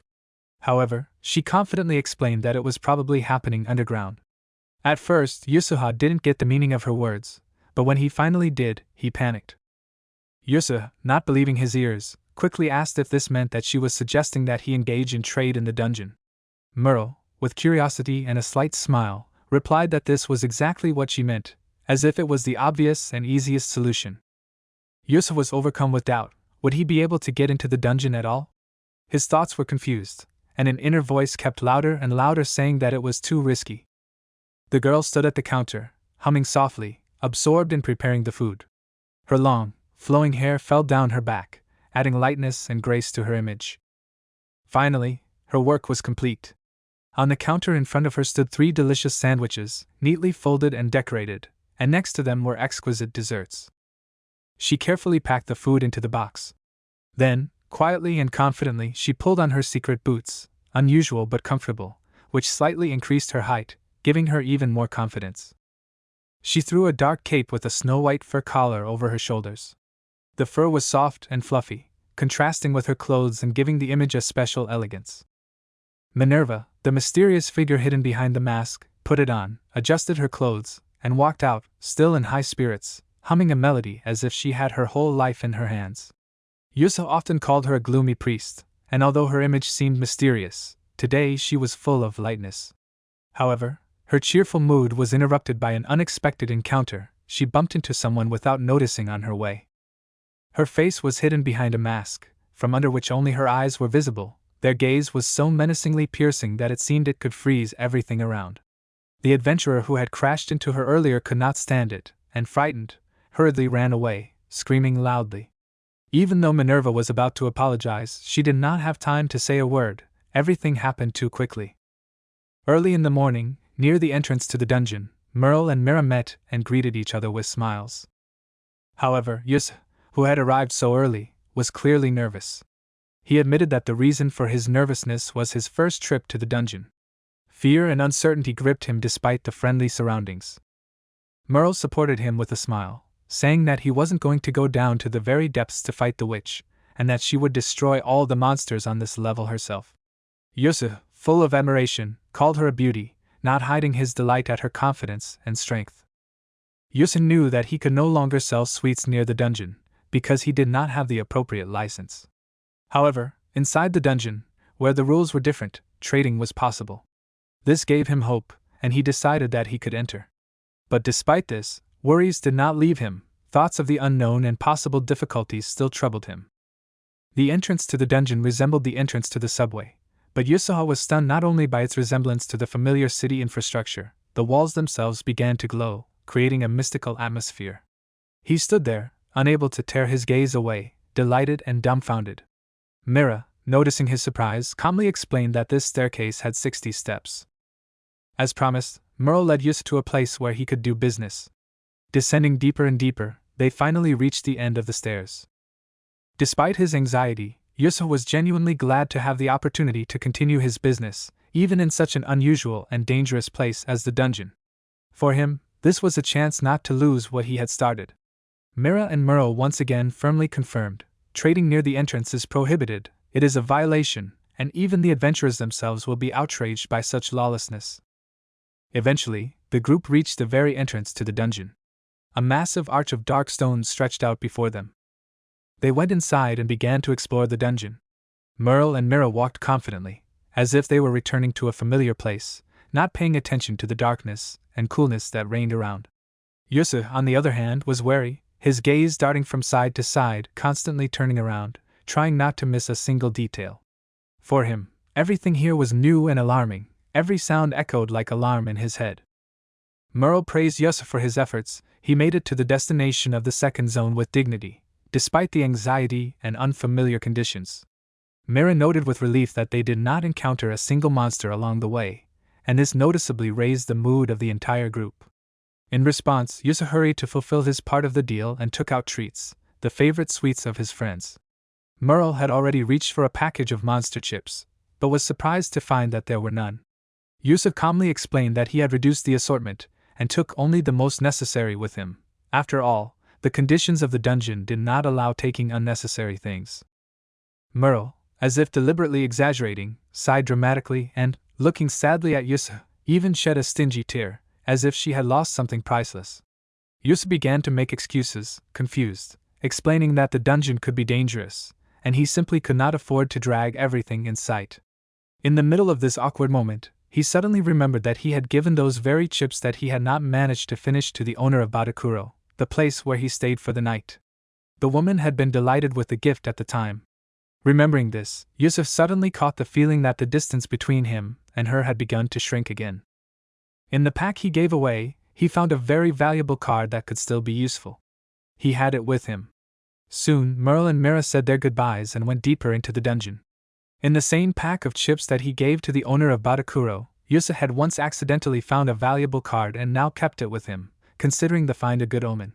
Soon after, Merle and Mira said their goodbyes to him. They went deeper into the dungeon, leaving Yusa alone at his chosen trading place, ready to begin a new chapter of his life. Yusuf began to look around carefully, assessing the place where he was supposed to conduct trade. The atmosphere was unusual, but not without coziness. People were setting up their small trading points right in the stone niches, as if the underground market lived its own life. Having decided that it was worth making acquaintances, he went to greet his neighbors. Very close by was Mirai, selling aromatic tea, from which emanated warmth and tranquility. On the other side was a strong-built blacksmith named Sanga, surrounded by tools and blanks. Suddenly, in the silence, a barely perceptible rustling sound was heard, running along the walls and echoing throughout the trading area. Everyone immediately became wary. The atmosphere changed dramatically. Sanga was already holding a massive hammer in his hands. It became clear that these were monsters. The dungeon reminded us of its true nature. Even in the trading area, safety could be an illusion. Yusuf knew that something like this could happen. The dungeon does not forgive carelessness. But he was prepared. He had that very valuable map with him, found in a bag of chips, and it gave him confidence. The first silhouettes appeared from the shadows of the tunnel. It was a horde of goblins. There were many of them, and with each step they came closer. The dungeon was filled with stomping and a dull, guttural roar. Yusuf, sensing the growing danger, quickly took out a monster summon card. He didn't hesitate to activate it, hoping that the situation wouldn't get out of hand. With a bright flash, a standard C-rank summoned goblin appeared in front of him, a creature that wasn't as dangerous as the ones that were already moving towards them. This goblin was quite weak, and Yusuf knew that even a beginner could handle it. However, even though the goblin was just one of many monsters, his strength was not enough to deal with the entire horde, and he was only one. This did not cause fear in Yusuf. He believed that the goblin would cope. Yusuf watched in amazement as his goblin, despite his apparent weakness, confidently dealt with the horde of monsters. Every blow was precise, every maneuver thought out. The goblin, unlike his less organized brethren, acted with extraordinary dexterity, and with each passing moment the horde fell. However, despite the goblin's success, Yusuf quickly realized that there were many more monsters. Yusuf wasted no time in summoning other creatures with his cards. They were all C-rank, but their variety could be decisive. The first card summoned a fairy pixie, a small creature with incredible agility. Pixie, with its fast and unnerving movements, began to distract the monsters, confusing them and throwing them into confusion. Next, he used a card of a feathered feather, a bird with a powerful bite, capable of piercing the defensive monsters with its sharp beak.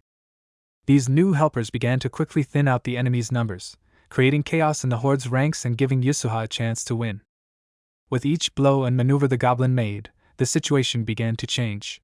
He confidently thinned out the ranks of monsters. With each new movement his blows became more precise and deadly. The goblin, despite his outward rudeness and primitive weapons, turned out to be a real fighter. Yusuf was shocked by the scale of the battle.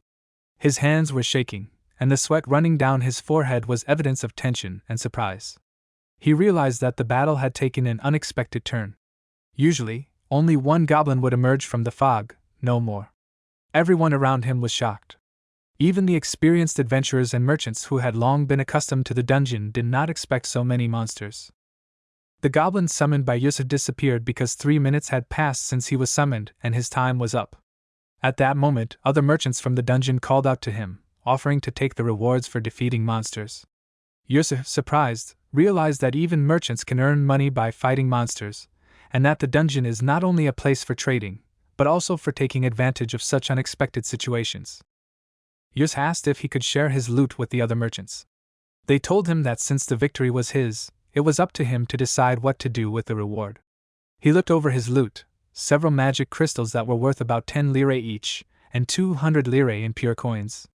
The total came to 240 lire, and Yusuf felt more confident, understanding how adventurers made money in the dungeons. In the end, Yusuf ended up in the red, because despite receiving 240 lira, he spent 3 cards to summon creatures, and each of them had a price. Taking into account the cost of the cards, his net profit was significantly less than he expected. However, the other merchants in the dungeon were glad that Yusuf was with them at that moment. They started calling him a summoner, which made him feel embarrassed.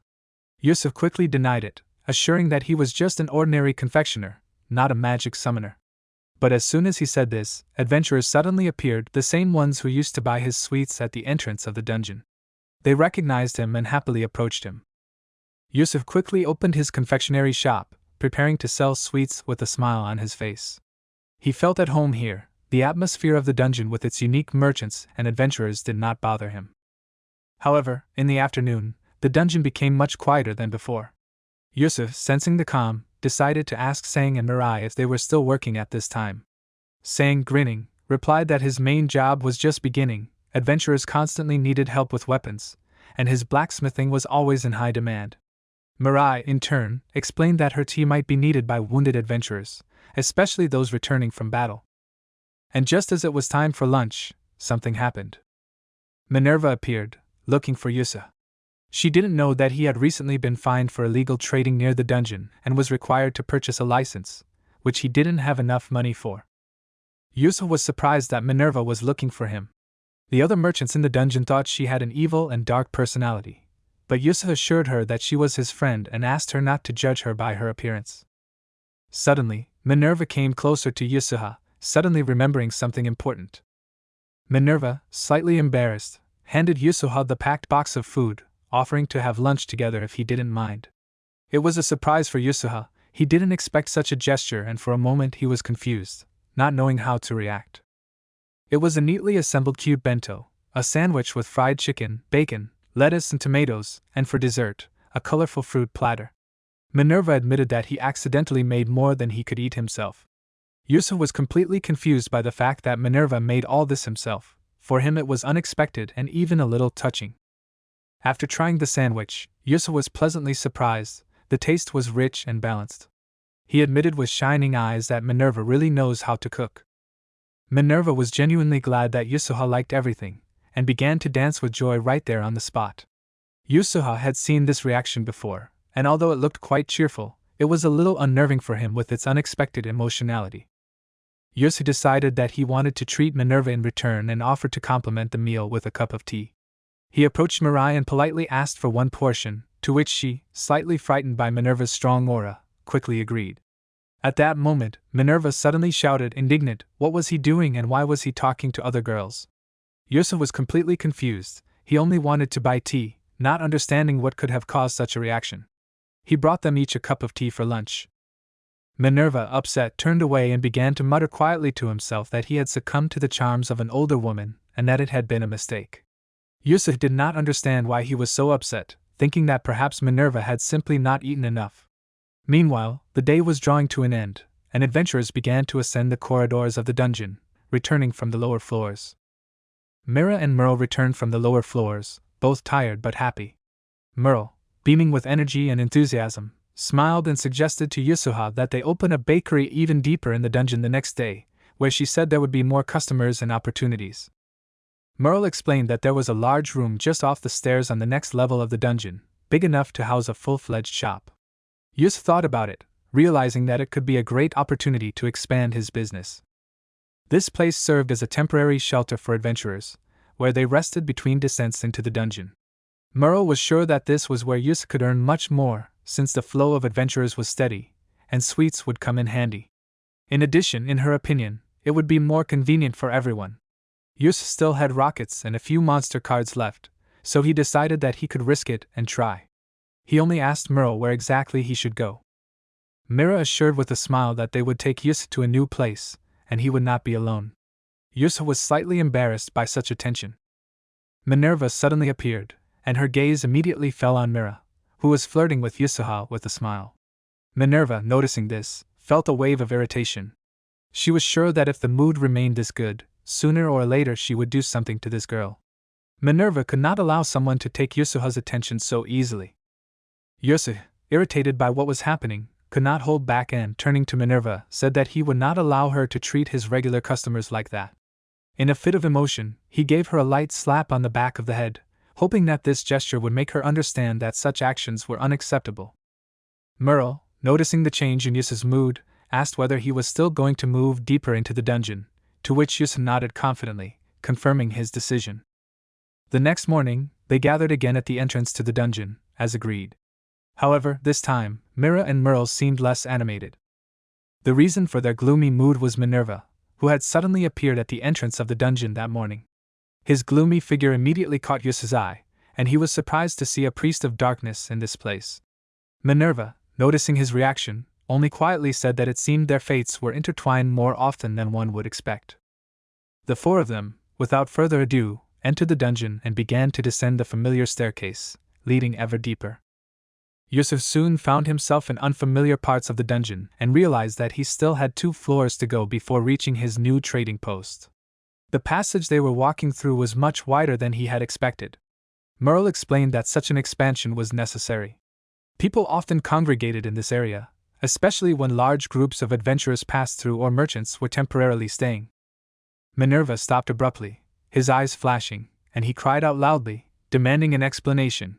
Were Merle and Mira really taking Yusuf to the break room so that he could do whatever he wanted there? His voice echoed down the hallway. Merle nodded calmly, clarifying that Yusuf was going to open a pastry shop there. The air seemed to freeze for a moment. Yusuf looked from Minerva to the girls in confusion. He did not understand at all why he was reacting so strangely again, as if every action of his caused a storm of emotions. Eventually they reached the right room in the dungeon, and Yusuf was dumbfounded by its size. The spacious room was more reminiscent of a banquet hall in a rich mansion than an ordinary recreation area. High ceilings, wide walls, and a clean, almost cozy space surprised him. Without wasting time, he enthusiastically began to arrange his pastry shop. After using the spell to open the bakery, Yusuf was shocked by how it had transformed. Had he really leveled up that much? Neat counters, shelves with bright packaging, and cozy lamps appeared. Looking around in shock, he couldn't believe what he was seeing. Mira leaned over the counter curiously and asked Yusuf what the neatly written hieroglyphs meant. It said Yahagi Patisserie in Japanese, which puzzled the girl. She found the font strange and unlike the local one. This was not surprising, because the Japanese language belonged to a completely different world, from which Yusuf himself came. Suddenly, Merle noticed something unusual and exclaimed in surprise. Yusuf turned around at her cry, trying to figure out what had caught her attention in his new pastry shop. It turned out to be a slot machine called Dungeon Strategy. The game was something strange. You had to toss 10 coins around the edge, which were placed near a lever. When players reached the 7th basement floor, a prize appeared.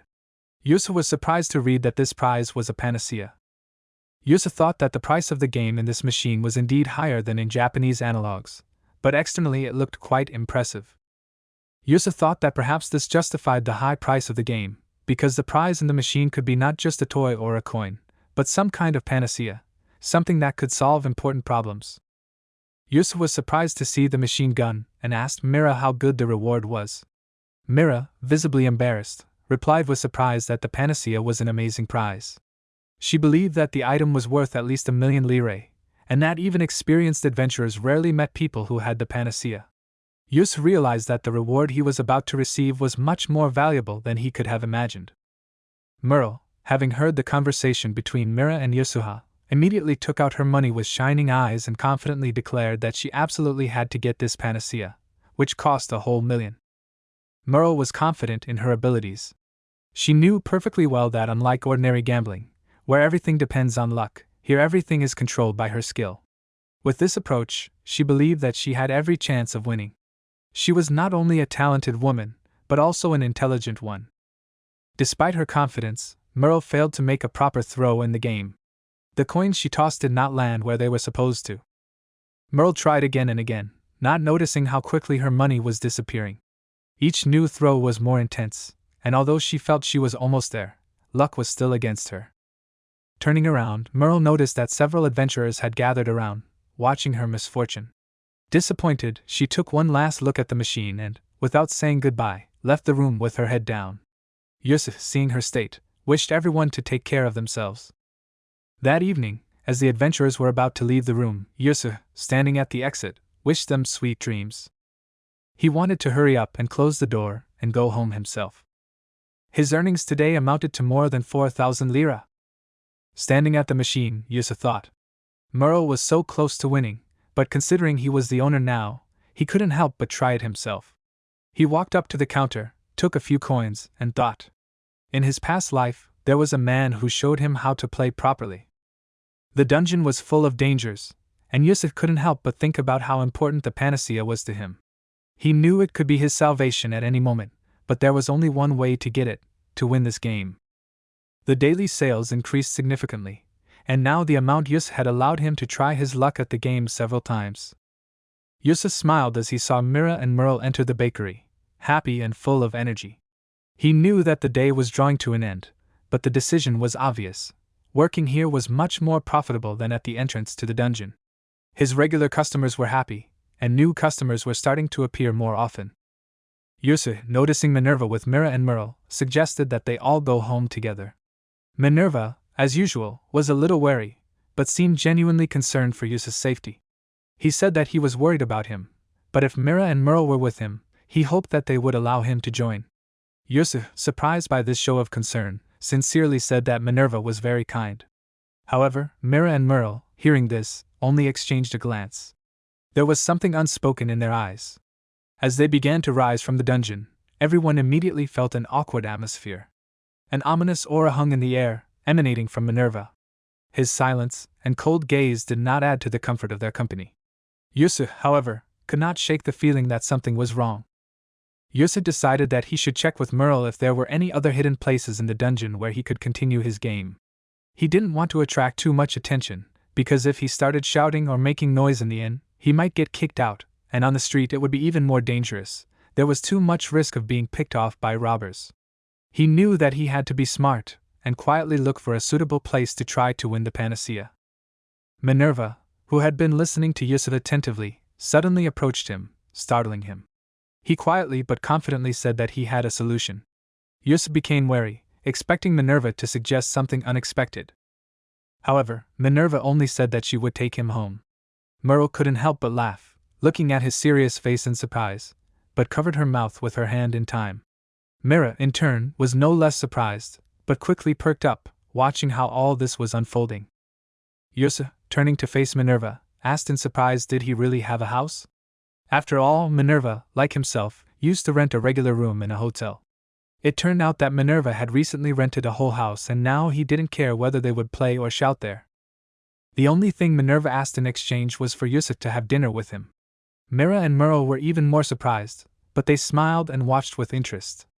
Yusa still couldn't understand if Manurva was taking all this too seriously. However, he only wanted to help his friend. Yusa, with a cheerful smile, agreed to fulfill Manurva's request, not attaching any special importance to it. Meanwhile, Mira and Merle were already immersed in their romantic fantasies, imagining the development of events completely differently than Yusa himself. Manurva himself could not believe what was happening. Everything seemed like a dream. Yusa was really going to come to his house. He remembered how he had not been afraid to touch his shoulder before, and now he did not know how to admit that he was actually a girl. Emotions raged inside him, but ultimately, all his actions were caused by love. Manurva was actually the witch Michelle, the one about whom there were terrible legends and whose head adventurers had long been hunting. Now Michelle, hiding under the name Manurva, was sure that she would have to love Yusa in secret. She had no right to reveal her true nature. Yusa bought adventurer clothes from a shop right before the entrance to the dungeon. His old clothes, although comfortable, were completely unsuitable for dangerous conditions. The new outfit was much more practical, thick fabric, many pockets.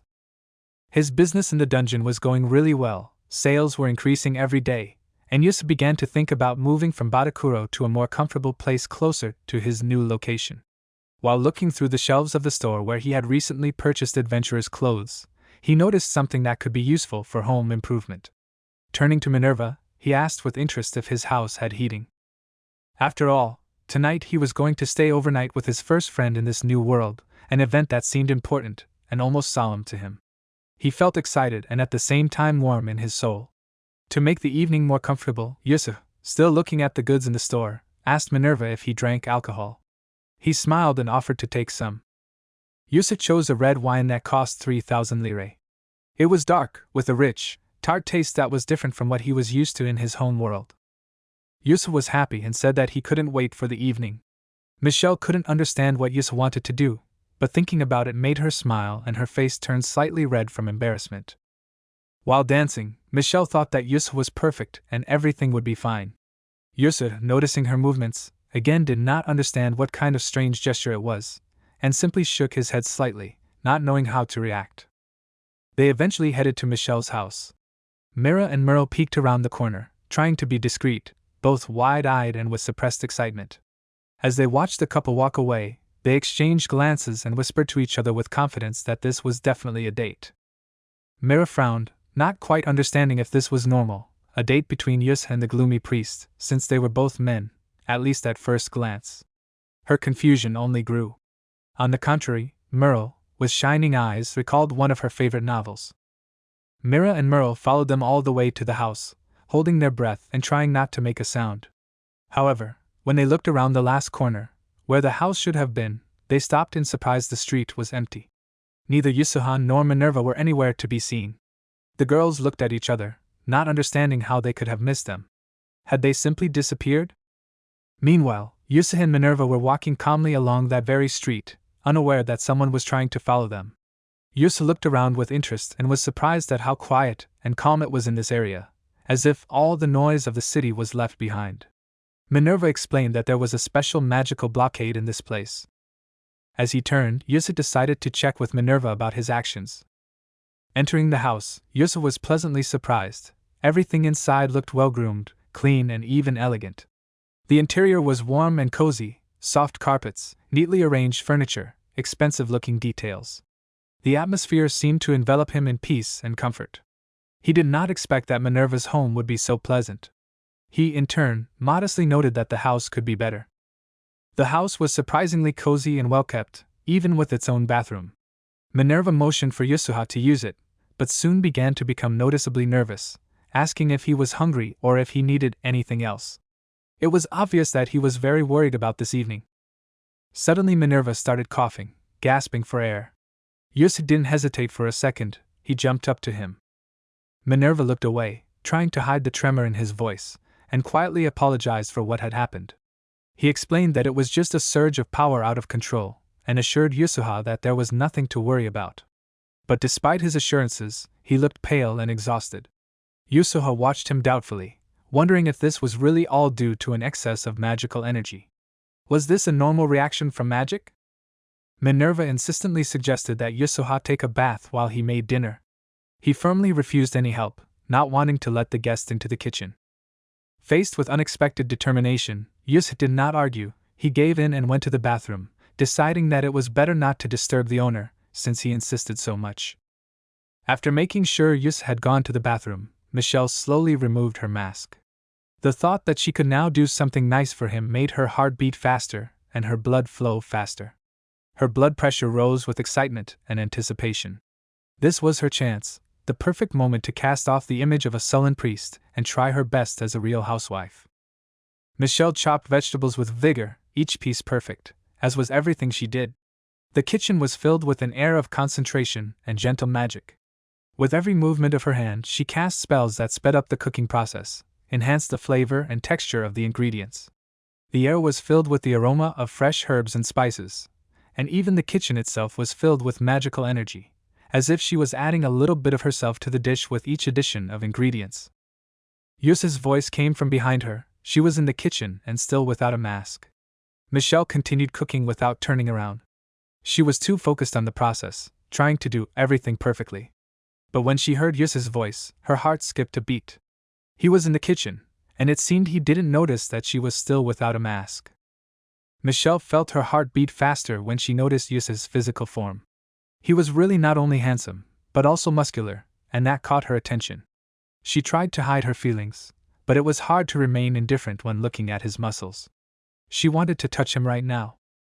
Yusa asked if he could help with anything, but Michelle suggested that he do what he really came for, play the slot machine. She didn't even think about stopping him, since she was good at cooking dinner, and Yusa seemed much more interested in that. He agreed somewhat sheepishly, his own intention to try his luck somewhat forgotten. Michelle looked embarrassed and turned away, trying to concentrate on cooking. She didn't want her nervousness to show. Yusa didn't immediately understand what had happened. He wondered if she had actually gotten oil on her or something, since his friend had suddenly become so withdrawn. He went into another room to play the slot machine. Now he didn't have to summon his entire confectionery. He could summon only the things he needed. Today, Yusa came to Minerva's house to try to get a special elixir. He was full of hope that luck would be on his side. After many unsuccessful attempts to win at the slot machine, Yusa began to realize that the task was not so simple. Suddenly, he heard Minerva calling him to the table for dinner. Yus realized that he was just getting hungry, and this invitation came just in time. Entering the kitchen, Yusuf found a mesmerizing sight. On the table was lobster mousse, grilled lamb on the bone with mustard, and a glass of red wine. All the food looked not only incredibly expensive, but also delicious. And the smell was so appetizing that even the air seemed to be saturated with this divine aroma. Yusuf couldn't help but say out loud with delight how delicious everything looked. Manurva, slightly embarrassed by such a compliment, quickly added that there would also be dessert for dinner, thereby trying to hide his excitement. Yusuf, slightly surprised, asked Manurva when he planned to take off his mask. He noticed that the mask had been on his friend's face since the beginning, and did not understand why he never took it off. Manurva unexpectedly replied that he only planned to take it off for dinner. Manurva, noticing his excitement, chuckled softly and slowly reached for the mask. Yusuf watched every movement with impatience, anticipating the moment when he would finally see his friend's face. Manurva, noticing Yusuf's displeasure, used magic with a grin to hide his face as he removed his mask to eat dinner, and assuring him that it would be more comfortable, continued eating. Yusuf was not particularly happy with this decision, but tried not to show it. They wished each other bon appetit and ate their dinner in peace. The food was delicious, the atmosphere was cozy, and the evening passed in a relaxed atmosphere in which they ate their fill and enjoyed the time spent at the table.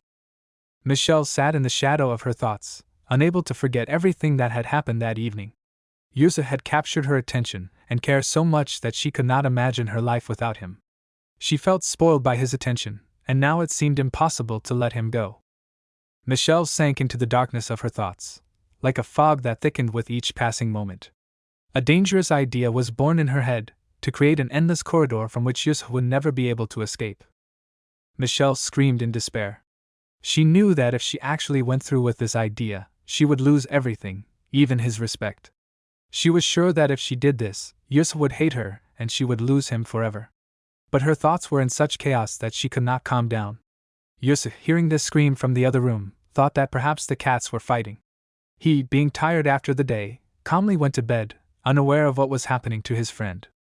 Suddenly, Michelle found herself right above the sleeping Yusuf in his room. She sat on the edge of his bed, watching Yusuf sleep peacefully. His breathing was calm, and it seemed like the world around them had stopped. Yusuf jumped up in bed, screaming in panic when he noticed a stranger in the room. His heart was beating wildly, and he looked at the person sitting next to him in bewilderment. Manurva, as if nothing had happened, calmly wished him a good morning. Yusuf, still not having recovered from the shock, finally managed to squeeze out a question from himself. What was he doing here?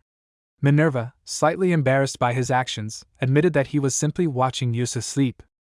Yusuf noticed the strange magical writings and symbols on the floor, and feeling even more confused, he asked what it was. Manurva, slightly embarrassed and clearly feeling awkward about his actions, hurried to explain that it was nothing more than an endless corridor.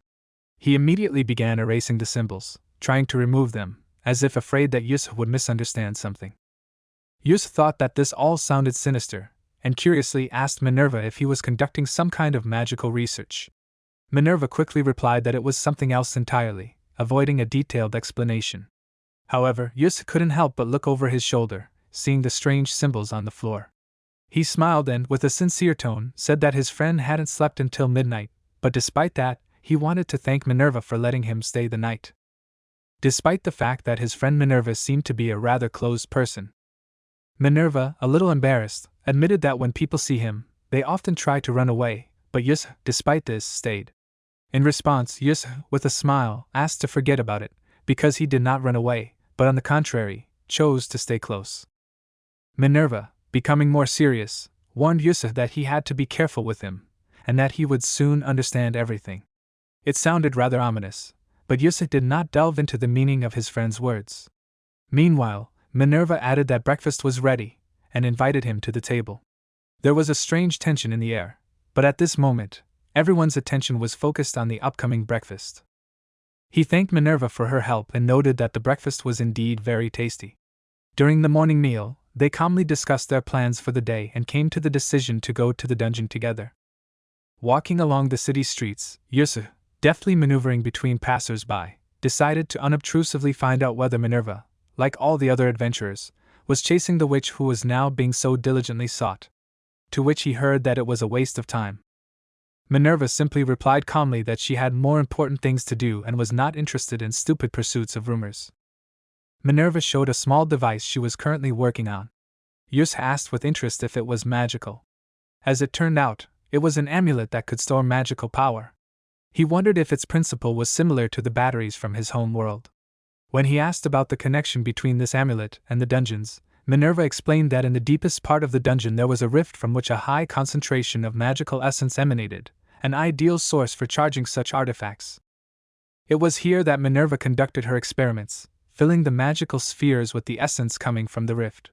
She admitted that she had originally intended to leave the city in search of a better life, but she realized that such sources could not be found anywhere else. This rift was unique, and leaving it would mean abandoning all her research and hopes. Yus finally came to the rest room in the dungeon. He thanked his friend for walking him to the common room. Minerva suddenly stopped, as if remembering something important he had missed. Minerva, still slightly thoughtful, handed Yusuha a neatly wrapped bento. The wrapping was thick and beautiful, tied with a thin rope. When Yusuha picked it up, he was surprised to see how heavy the lunch was, as if it contained more than just food. Minerva said that today he was going to go down into the dungeon to an even deeper level, where many people were hesitant to go. He noted that in 3 days he would not be in the city, as he intended to spend that time down there doing research. Yusuha, hearing about his plans, expressed concern and wished Minerva to take care of himself, understanding how dangerous such expeditions are. Opening his bakery, Yusuha happily welcomed regular customers, among whom was Regal. He approached Yusuha with gratitude, noting that his leg, injured a few days ago, was now feeling much better. Yusuha, smiling, asked Regal not to forget to thank Minerva, who, according to him, greatly helped in healing the wounds. Regal nodded, promising to be sure to thank Minerva the next time they met. Noticing a fresh injury on Regal's arm, which was the result of an unfortunate fall, Yusuha immediately offered him a solution. He said with a smile that there was just the right product for such cases, and that it would be a great way to speed up the healing. Yusuha, smiling, took out Moroccan pumpkin, small sweet and sour cream candies that at first glance looked like a simple delicacy. He explained that for the best effect, you need to eat them with a wooden spoon. These candies not only satisfy hunger, but also have a slight wound recovery effect. Regal, a little surprised by such an unusual offer, curiously tried one of the candies, feeling how the sweetness and sourness pleasantly wrapped around the taste. Regal was surprised when he noticed that the scratch on his hand disappeared literally after he ate the candy. This result exceeded all his expectations. He could not believe that in a confectionery one can not only enjoy the taste, but also heal wounds. Yusuf listened to Regal's verdict with a smile. He was glad that his product was useful, despite the fact that the customer noted that the candy was less effective than the Mirai recovery tea. However, Regal emphasized that the candy had one undeniable advantage: it was cheaper and easy to carry. Merle entered the room, attracting attention with their unexpected appearance. Merle, hearing the end of the conversation, immediately expressed delight. She was completely delighted by the idea of candies that could heal wounds, and without wasting time, she immediately decided to buy a couple for herself. Mara remembered that Merle had just recently hit herself, and her gaze involuntarily moved to her friend, who was already happily chewing on a sweet and sour candy. Merle, clearly satisfied, continued to enjoy the sweet treat, but after a moment she turned to Yusuha with a question regarding what had happened yesterday. Her face was full of curiosity, and despite the unexpected joy of the candy, she could not forget the events of the previous evening. However, before Merle could ask her question, a new group of adventurers entered the lounge, led by Garm. He immediately went to the counter and ordered 4 Moroccan pumpkins without hesitation.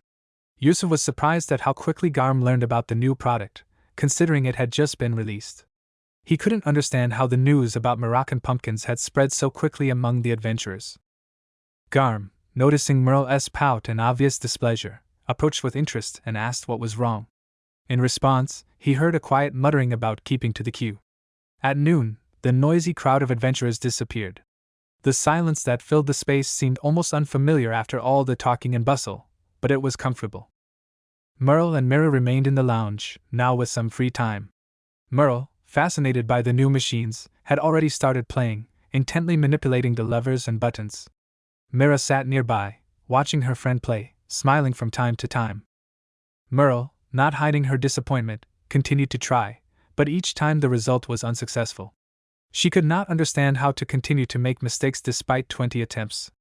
Mira, watching her friend, replied that she could not even do that, and Yusa commented that this game has its own subtleties, and to win you need not only luck, but also a little cunning.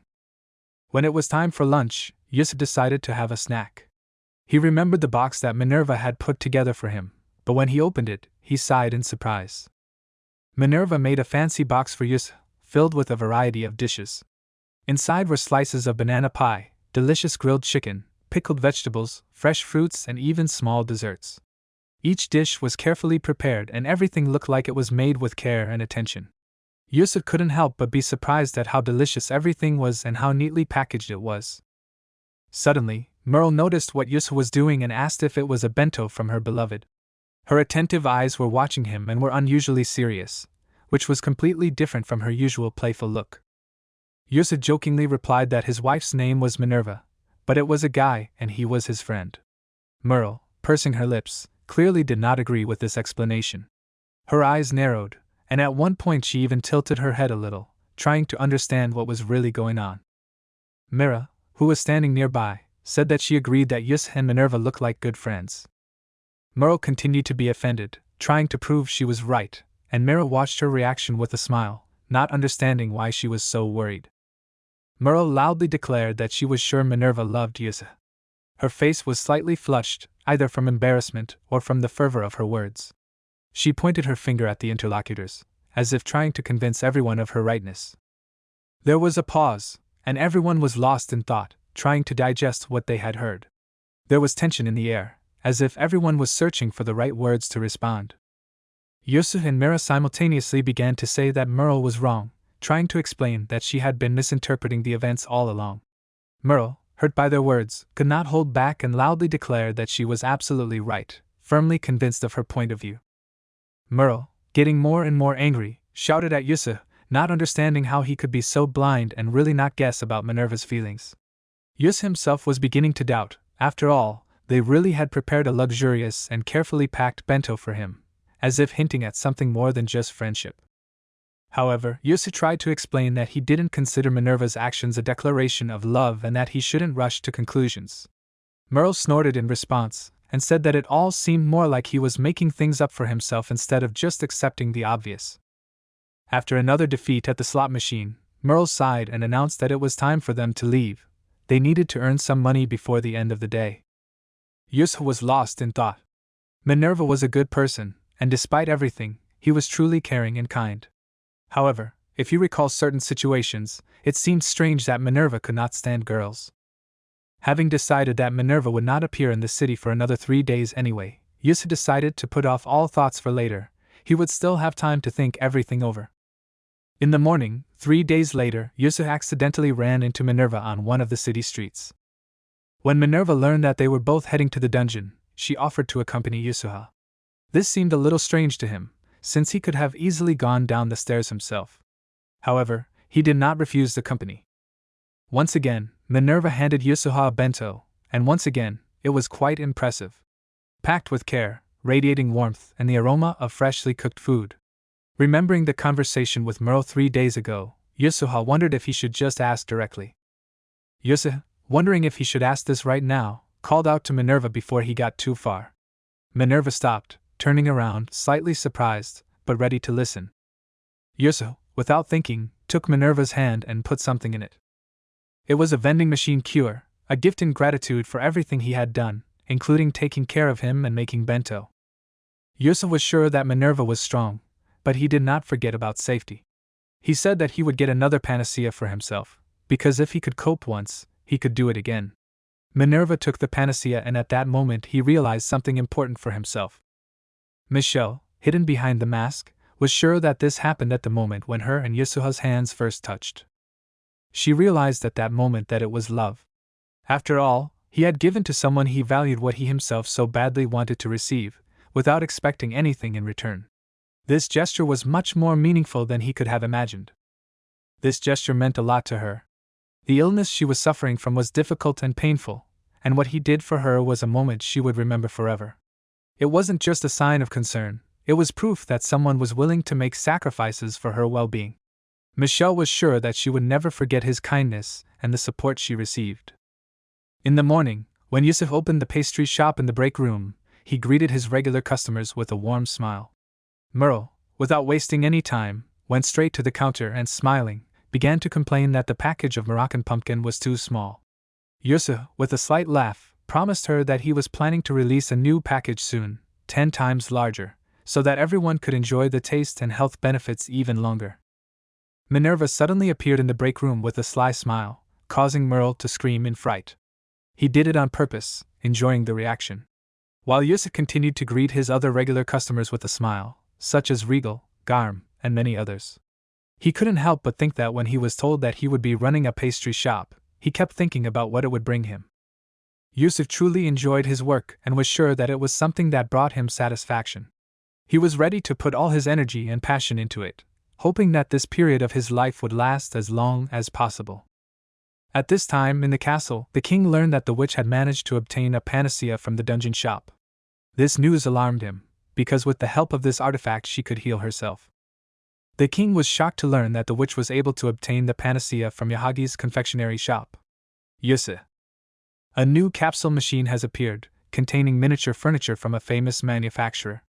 Each piece was handcrafted by an experienced craftsman, with attention to detail and quality. The first release was a special collection, a set of elegant chairs and sofas, ideal for collectors or decorating doll houses. Yusuf was delighted with the new product, the delicate and graceful work of Japanese craftsmen. The miniature furniture was striking in its detail and quality. Each piece seemed like a real work of art on a smaller scale. It was a great new product, but it was not in demand at all. No one bought the capsules. Merle explained to Yusuka that the reason was the excessive simplicity of the idea. People thought that there was nothing special about it. Mira nodded in agreement, supporting her friend's opinion. Merle also noted that the price was too high. Spending 300 lira on one toy furniture was unreasonable for most. Yusuha felt disappointed. He did not expect that his regular customers would be so pragmatic. Even though all the toys were of high quality, no one was in a hurry to buy them. Suddenly, a confident voice came from behind Yusuha, declaring that he was taking the new product. As if emerging from his own thoughts, Yusuha turned around abruptly. However, when he turned around, he saw no one, which caused him genuine surprise, because he had clearly heard someone's voice. He looked around the room, frowned, listened. And suddenly the same voice sounded again, this time clearly from below, as if it was coming from under the counter or from the floor level. It turned out to be a gnome, short, barely more than 10 centimeters tall, with a serious expression and a neat beard. Merle saw a gnome for the first time in her life. These earth spirits rarely showed themselves in public. They avoided crowds, preferred solitude, and were famous for their wealth. Yusuha had, and added an unexpected gift, a map to a hot spring that was located on the second floor of the dungeon. Yusuha was dumbfounded. He did not expect the dwarves to offer something so amazing. The gnomes thanked Yusuha for selling such quality items and, handing him the map, said that he could use it as he saw fit. Minerva, hearing the mention of the hot spring, became furious. He abruptly declared that one should not bathe with stupid women, expressing his displeasure at the way some things could be perceived or understood. Yusuf calmly explained that the hot springs were taken separately, and Minerva had nothing to worry about. Merle, not hiding her curiosity, added that despite the fact that she and Yusuf were friends, she thought everything was quite normal. Mira, not attaching much importance to it, noted that it was just a bath and nothing more. Mira added with a smile that if her friends were embarrassed, they could always cover themselves with a towel. Minerva became furious again after hearing Myra's words and harshly stated that he would not forgive her for that comment. The next morning, the entire group gathered at the entrance to the dungeon. Merle could barely contain her impatience. She was ready to rush off. Minerva, on the other hand, was not so easy to persuade to join. She hesitated for a long time, doubting and arguing with herself, but in the end, after much persuasion, she agreed to go. Yusuf, noticing Minerva's tired appearance, asked if everything was okay, as he looked like he was about to fall asleep while walking. Minerva sighed and confirmed that he had indeed been up all night, dealing with the pests. The map Yusuf received said that there were no monsters in the hot springs and that it was safe to relax there. However, Minerva couldn't calm down and kept saying that he would keep an eye on the girls so that they wouldn't do anything shameful. Yusuf realized that his words weren't taken the way he wanted them to. Minerva seemed too worried about something and couldn't relax even though he knew there was no threat around. As he descended to the second floor of the dungeon, Yus thought with gloomy thoughts that before he had only watched others boldly descend into the depths, and now for the first time he himself was stepping into this dark, unknown territory. His steps echoed in the emptiness. Mira pointed the way to the second floor, and Merle turned around and asked if Yusa had seen any enemies on the first floor. She warned him that he needed to be especially careful on the second floor, as things were much more dangerous and unpredictable there. Yusa nodded, feeling the tension in the air becoming more and more noticeable. Suddenly, a repetitive noise was heard throughout the dungeon, which attracted the attention of the entire group. Yus, frightened, assumed that it could be monsters approaching each moment. Merle, hearing the cry for the first time, thought that it could be a new kind of monster that they had not encountered before. Mira listened closely, then noticed that the rhythm of the sound resembled the song of a flower insect, but it still sounded different, as if it were a bird. She had never heard anything like it either, and this worried her the most. Minerva, despite the panic that had gripped the entire company, calmly stated that there was no need to worry, and suggested that it was simply a pigeon that had wandered into the dungeon. His statement was met with surprise. Yusa thought that such a noise could not be made by just one bird, and most likely there were several of them.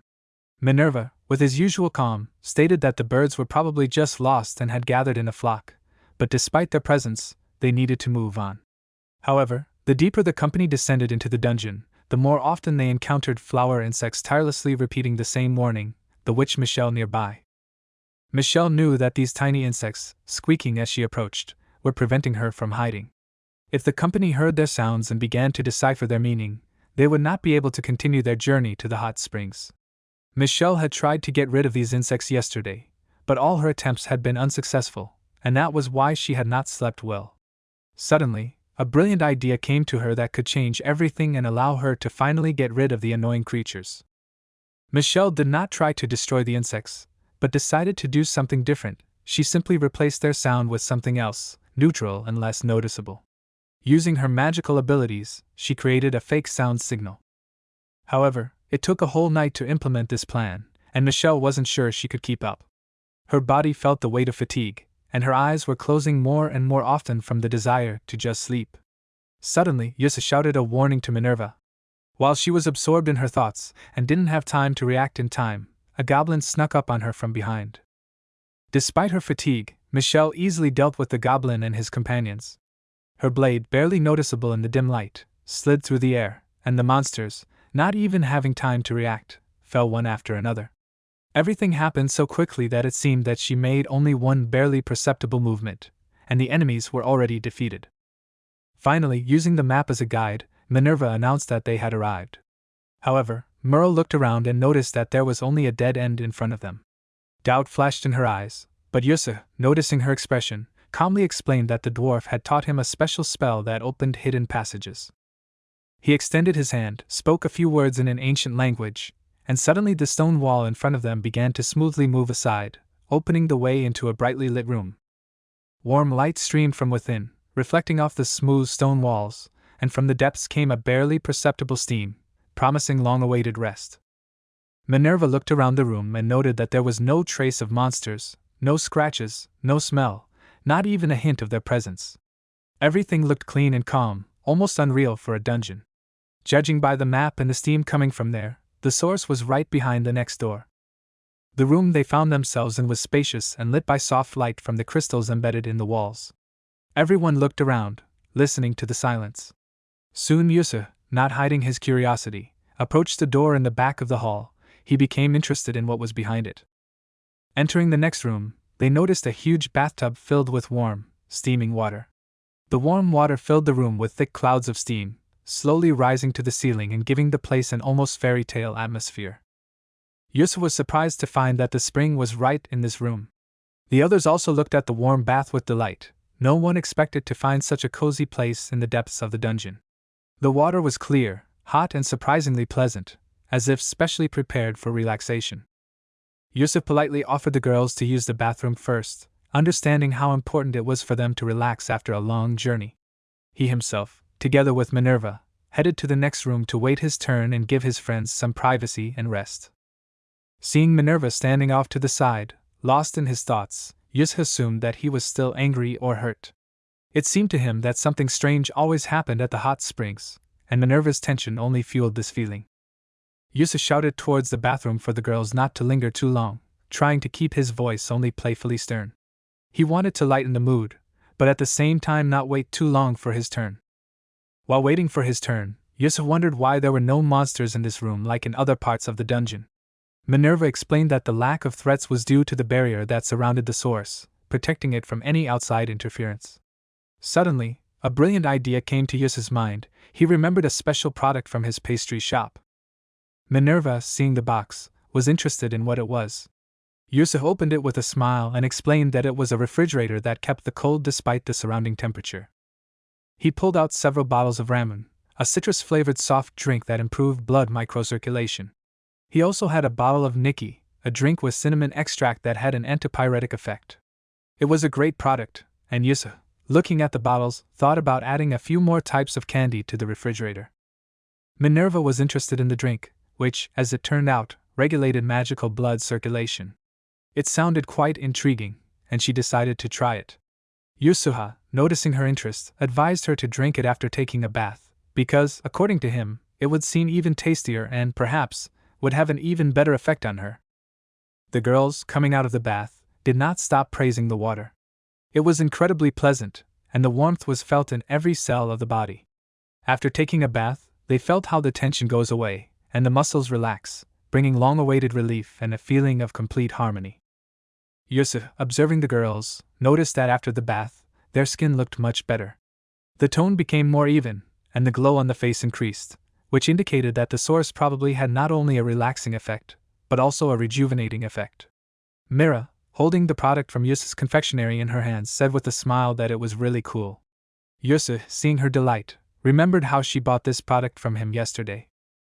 It was a water pistol, a toy that you could fill with water and shoot it at specific pressure points on your body. This effect was created by a massage that relaxed your muscles and relieved tension, especially in your shoulders and lower back. Mira, holding the pistol in her hands, shared that she had been bothered by stiff shoulders for a long time, but this toy had a real effect on her, relieving the pain and tension. Yusuf understood why Mira was having problems with her shoulders, and was glad to hear that the toy gun actually worked as promised. Taking 2 more of the guns, he excitedly turned to Minerva and said that they should try it too.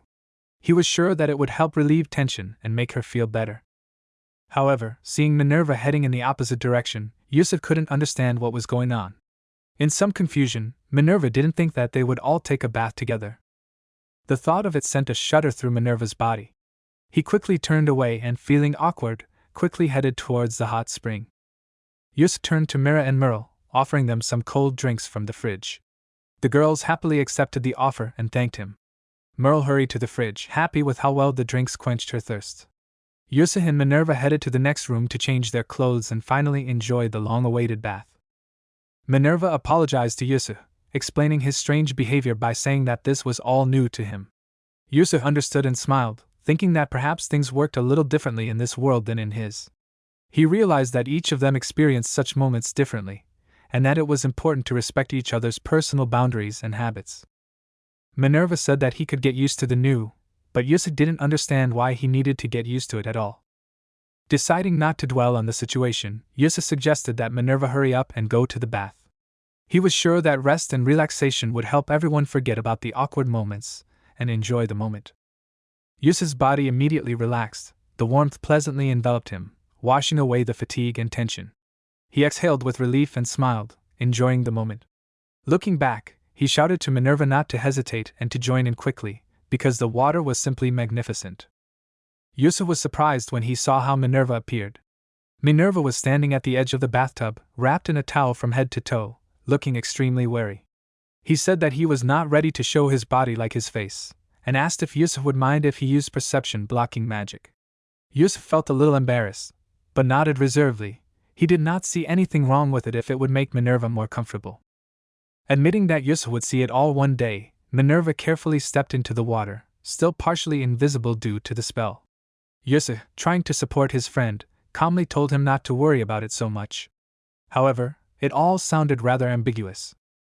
Michelle calmly walked into the water and sat down next to Yusuf, making herself comfortable. Yusuf cast a careful glance at Manurva, a little surprised by his calmness. Manurva, noticing this glance, only sank a little deeper into the water, reassuring himself with the thought that his friend couldn't see anything anyway. The spell reliably hid everything unnecessary.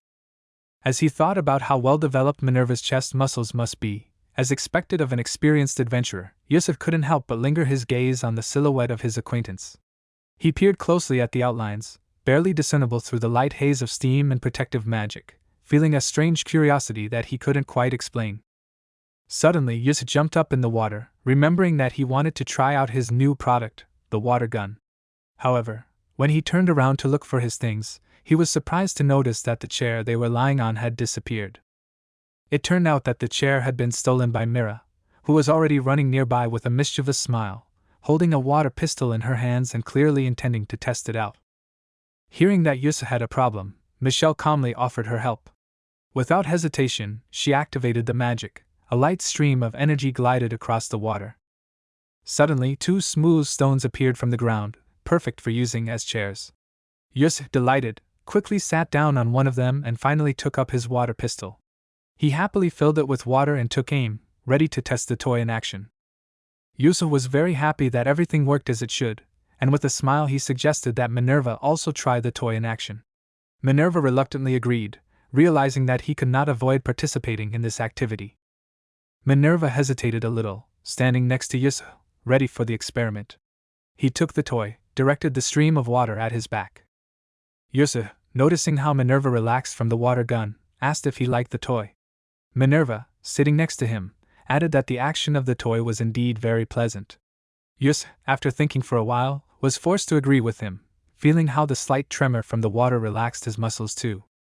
Yusuf suggested to Manurva that he could shoot himself in the back with a water gun, since it was quite difficult to hit that area directly himself. However, Manurva took Yusuf's words completely differently, and became very embarrassed. His face turned red for a moment, and he quickly turned away, unable to explain what exactly had embarrassed him so. Yusuf's proposal immediately rushed at him, screaming in panic for him not to do it. In a fit of emotion, she knocked him down. Yusuf, completely unaware of what had just happened, decided to change the subject and suggested that Manurva go get some ramen, hoping that it would ease the tension. Suddenly, Merle rushed straight at Yusuf with the bottle in her hands, desperately trying to open it, but in tears, not knowing how to do it. Yusuf, a little taken aback by her panic, quickly reacted. He showed her how to open the bottle correctly, and easily completed the task, calming her down. Merle enjoyed the sweet and pleasant drink with a smile, feeling how the taste of ramen filled her with joy. Mira, meanwhile, was happy not only with the taste, but also because she felt her magical power inside her becoming smoother and more stable. The drink really was not only delicious, but also useful for maintaining her strength. Yusuf took a sip, smiled and concluded that the drink was also very tasty. He enjoyed its refreshing taste, as well as how it helped him relax and feel better. Yusuf took another sip and thought about it. It had been almost a year since he had last had this drink. Images of summer vacations, fairs, and public baths where people happily enjoyed ramen began to surface in his mind. For him, this drink had become something special, connected to important memories, warmth, and joy. The memories of today also became inextricably linked to this drink, imprinted in his heart. Yusuf realized that this moment had become another precious memory that he would treasure. The whole group sat on the stone bench made by Manurva, enjoying the view of the hot spring. The waterfall in the corner added to the coziness, and a good mood was in the air. It was quiet and calm, there were no monsters, and everyone could just relax and rest. The atmosphere was so peaceful that some were drawn to sleep. Mira, after such a wonderful rest, felt refreshed and ready to easily go to the second floor of the dungeon, to meet new challenges and monsters. Everyone was shocked as they looked at Mira, who seemed to have just been enjoying a moment of complete peace and relaxation, and was now ready to go to work. Her determination surprised everyone, and they turned to look at her in amazement. A week later, a new sign appeared near the hot spring, which attracted the attention of all adventurers. Now everyone who passed by knew that here you can not only relax, but also restore your strength. Manurva wasted no time in using her earth magic to create a clear separation between the male and female halves of the hot spring, ensuring comfort and privacy for all visitors. With the increase in people interested in rest and relaxation, the demand for the water pistols Yusa had brought with him also increased. His product proved to be in demand. Yusuha's business flourished, and his shop soon attracted a new wave of customers thanks to the popularity of the water pistols. The massage the pistol provided after a tough adventure became a special treat for adventurers, especially those who had already experienced the hardships of the dungeons. This innovation attracted the attention of veterans, those same seasoned adventurers who had not previously been frequent customers of his shop. With the opening of the hot spring, the demand for drinks increased significantly. Customers enjoyed relaxing in the water and were happy to buy refreshing drinks. Coffee with milk became popular among those who were looking for an invigorating drink after a long day, and fruit juices among those who wanted to quench their thirst after the procedures. Yusa suggested that Mirai and Tsunagi work together since Tsunagi was making a new sword for him, which also contributed to the success. They thanked Yusa for the invitation, noting that he had helped their business significantly. Everything turned out to be much more successful than they could have expected, and the number of customers only increased every day. In addition, the ball game became a real hit, attracting crowds of adventurers who were ready to stand in line for hours in the hope of getting their long-awaited panacea. Yusa was a little embarrassed when he heard people start calling the hot spring by his name. He was flattered, but in his humble opinion, it was a bit too much. Regardless of what the hot spring was called, Yusa was glad that it had become a true resting place for adventurers. He hoped that even if people continued to associate him with this place, what was more important was that the hot springs had become a place to relax, recuperate, and meet friends. Suddenly, a crowd of soldiers rushed into the room, loudly asking if Yahagi's pastry shop was here. Yusa froze instantly, fear gripping him. Were the soldiers coming for him? A richly dressed middle-aged man with a thick mustache entered the room behind the soldiers, immediately attracting attention. Expensive jewelry sparkled on his fingers, and his clothes were impeccably expensive and elegant. Every detail of his outfit spoke of high social status, and every step he took radiated confidence and importance. Yusa froze, watching the man with his mouth open. Questions were racing through his head. Who was he? Was this man really an aristocrat? Near the entrance to the hot spring, Yusa found himself in an awkward position again, surrounded by soldiers. He felt intense gazes on him and did not know what to do. The soldiers who came, led by the aristocrat, were serious. Their stern expressions and the tense atmosphere around them created the feeling that the situation could take an unexpected turn. The customers and friends of Yusa who were in the room watched the events with panic in their eyes, each of them trying to understand what kind of noisy visit had occurred in their quiet place of rest. Yusa and the rest of the group with a serious expression, clearly intent on taking decisive action. Yusa felt the tension in the air growing, and realized that he was once again in an awkward position, surrounded by soldiers. He quickly recalled that he had recently been informed that shops opened in the dungeon did not require a license, and hoped that this would be enough of an argument for them to resolve the situation calmly. The nobleman, not expecting such an answer, slowed his gesture and with a slight sigh informed that in fact it was not so. With a regretful voice, he pointed his hand at the soldiers standing in the room. Their presence only seemed to increase the tension. The aristocrat said with force in his voice that he had heard a rumor about the sale of a panacea in the pastry shop. He had come to see for himself. His words, spoken in such a decisive tone, hung in the air like a threat. Yusa, having heard the real reason for the visit, breathed a sigh of relief. He realized that he had been worried for nothing, and that this whole misunderstanding was not so serious. He felt the tension leave his body, and having calmed down a little, he became more confident in himself.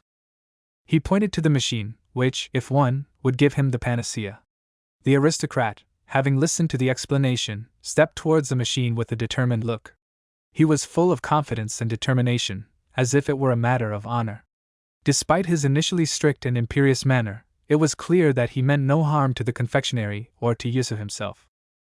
The aristocrat pulled out of his pocket a huge, polished, and shiny coin that could easily serve as an adornment for any collection. The value of this coin, according to him, was a whole 100,000 lire.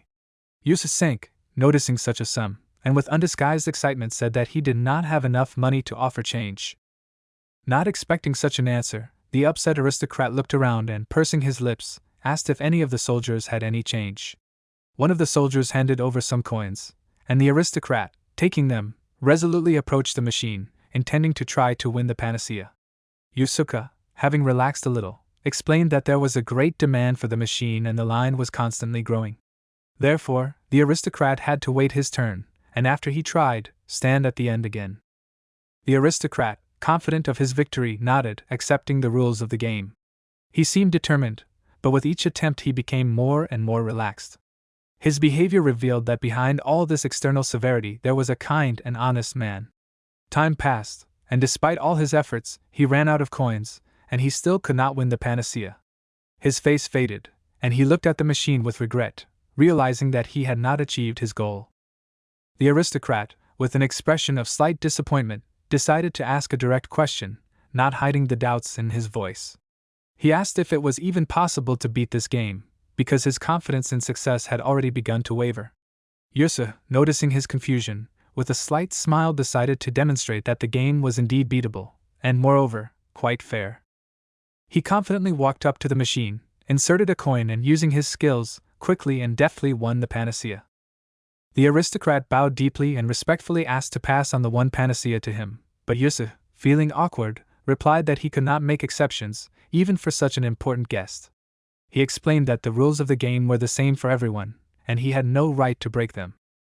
The aristocrat introduced himself as Mosl, a court aristocrat, and added with a serious expression that the panacea in Yusa's hands was actually needed by the king himself. Yusa, hearing this, immediately realized that his guest was indeed a noble.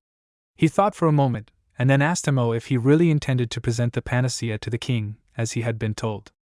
Mo confidently answered in the affirmative, confirming that this step was necessary to save the king. If the situation continued to develop in this manner, and the panacea was not in the king's hands, the king's affairs would begin to drag on, which in turn could lead to problems for the country. Mira, having listened to everything that was said, turned to Yasuha and with determination in her voice said that he would have to help. Asuke was persuaded and forced to agree, but firmly said that next time the panacea would have to be obtained by winning the game, as stipulated by the rules. He was not inclined to give in to such requests, and preferred to follow the established order. Mosl, hearing this, could not hide his smile, and his face lit up with gratitude. He thanked Yusuke, assuring that with this remedy the king would certainly recover and return to his normal state. As the entire group, including the noble and the guards, quickly disappeared, Yusuke was left standing in the room, trying to comprehend what had happened. He was a little stunned, but suddenly noticed that there was a shiny coin left on the floor. It was the same 100,000 lire coin that the noble had so carelessly left behind in his haste. Yusuke, turning to Manurva, asked whether the king was sick with the witch's curse, and whether it was possible to remove it with a panacea. Manurva, with a thoughtful expression on her face, answered negatively. Manurva explained that the panacea could cure the king of many diseases, but if it was a curse, it would not have a long-term effect. The panacea would help for a while, but over time the symptoms would return. The curse required special magic, and it could not be cured with a simple medicine. Yusuke was sure that the noble would return to try to obtain the panacea again, especially after seeing his determination. Manurva agreed with him, adding that despite the possible return, the curse would wear off over time and the king would recover. Yusuke asked in surprise how Manurva knew such details about the curse. Manurva, noticing that the question was put rather unexpectedly, awkwardly began to make excuses that he had simply heard about it from others. In the end, in order not to reveal her identity, Michelle was forced to say that she heard about it from the witch herself. Yusuke wondered if Manurva and Michelle were acquainted. A few days later, when he opened the pastry shop, Yusuke was very surprised by what he saw. Yusuke noticed that his assortment had new mecha models, and it was not an ordinary toy, but the famous model of the robot Gungaf. In addition, it was made in excellent quality. It was a mobile warrior, which was a plastic model that could be assembled without glue. But the most interesting thing was that it could move with the help of magic, which made this toy unique. Manurva, looking closely at the model, asked if it was a small golem. Yusuke, smiling, explained that it was not a golem, but a model that could be assembled and used for play. It was a robot that moved using magic. Yusuke continued to explain that there were indeed different types of models, each with their own characteristics. For example, the Sky Soldier was designed for close combat, equipped with a heavy weapon capable of inflicting great damage on opponents. The Water Machine Gun was a more versatile soldier, with high stability and good characteristics for support in various situations. Yusuke emphasized that the main advantage of these models was that no additional tools were required for their assembly. This was an important element that distinguished these models from others. Everything was thought out so that the assembly was as convenient as possible, and did not require any extra effort. After the final click, the figure was assembled. Yusa admired how amazing these mechanisms were. Each part fit together perfectly, creating a model that was not only aesthetically pleasing, but also functional.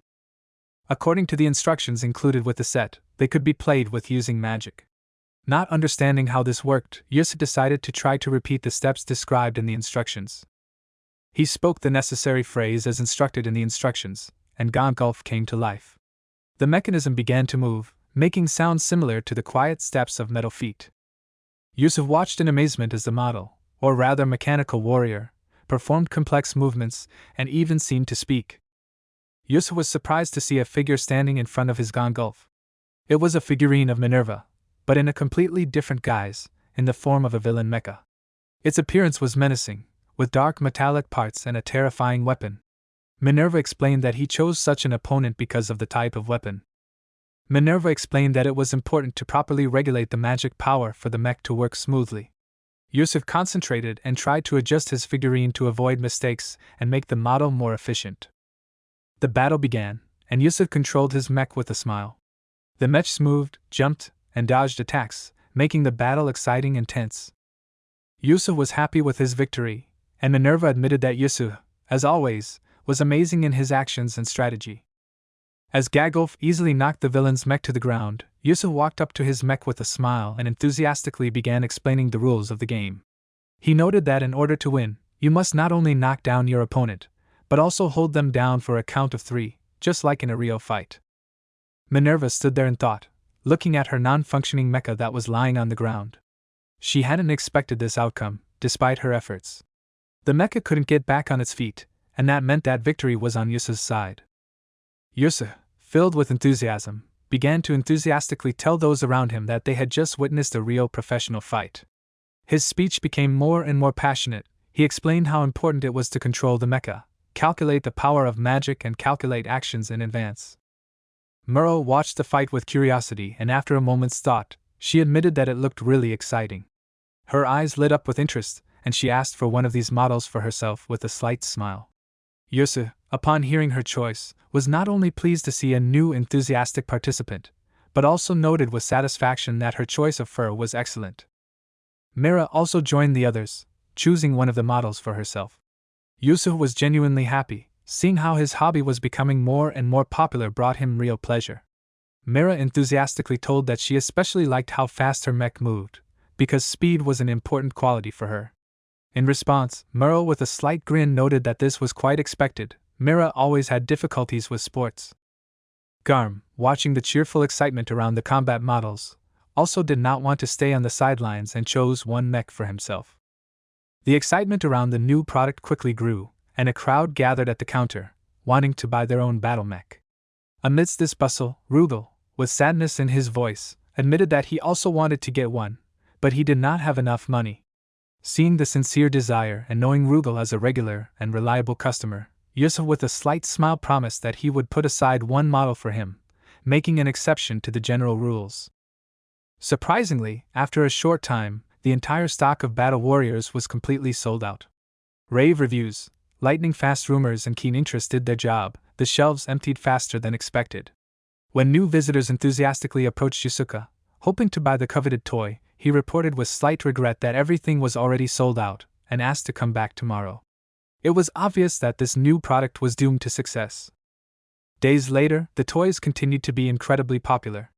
In the courtyard, at the hot springs, and even in the corridors of the dungeon, adventurers of all ages could be seen enthusiastically battling with their mechs. Spectacular battles took place in a specially created arena for mobile warriors, a circular platform that Minerva had built using earth magic.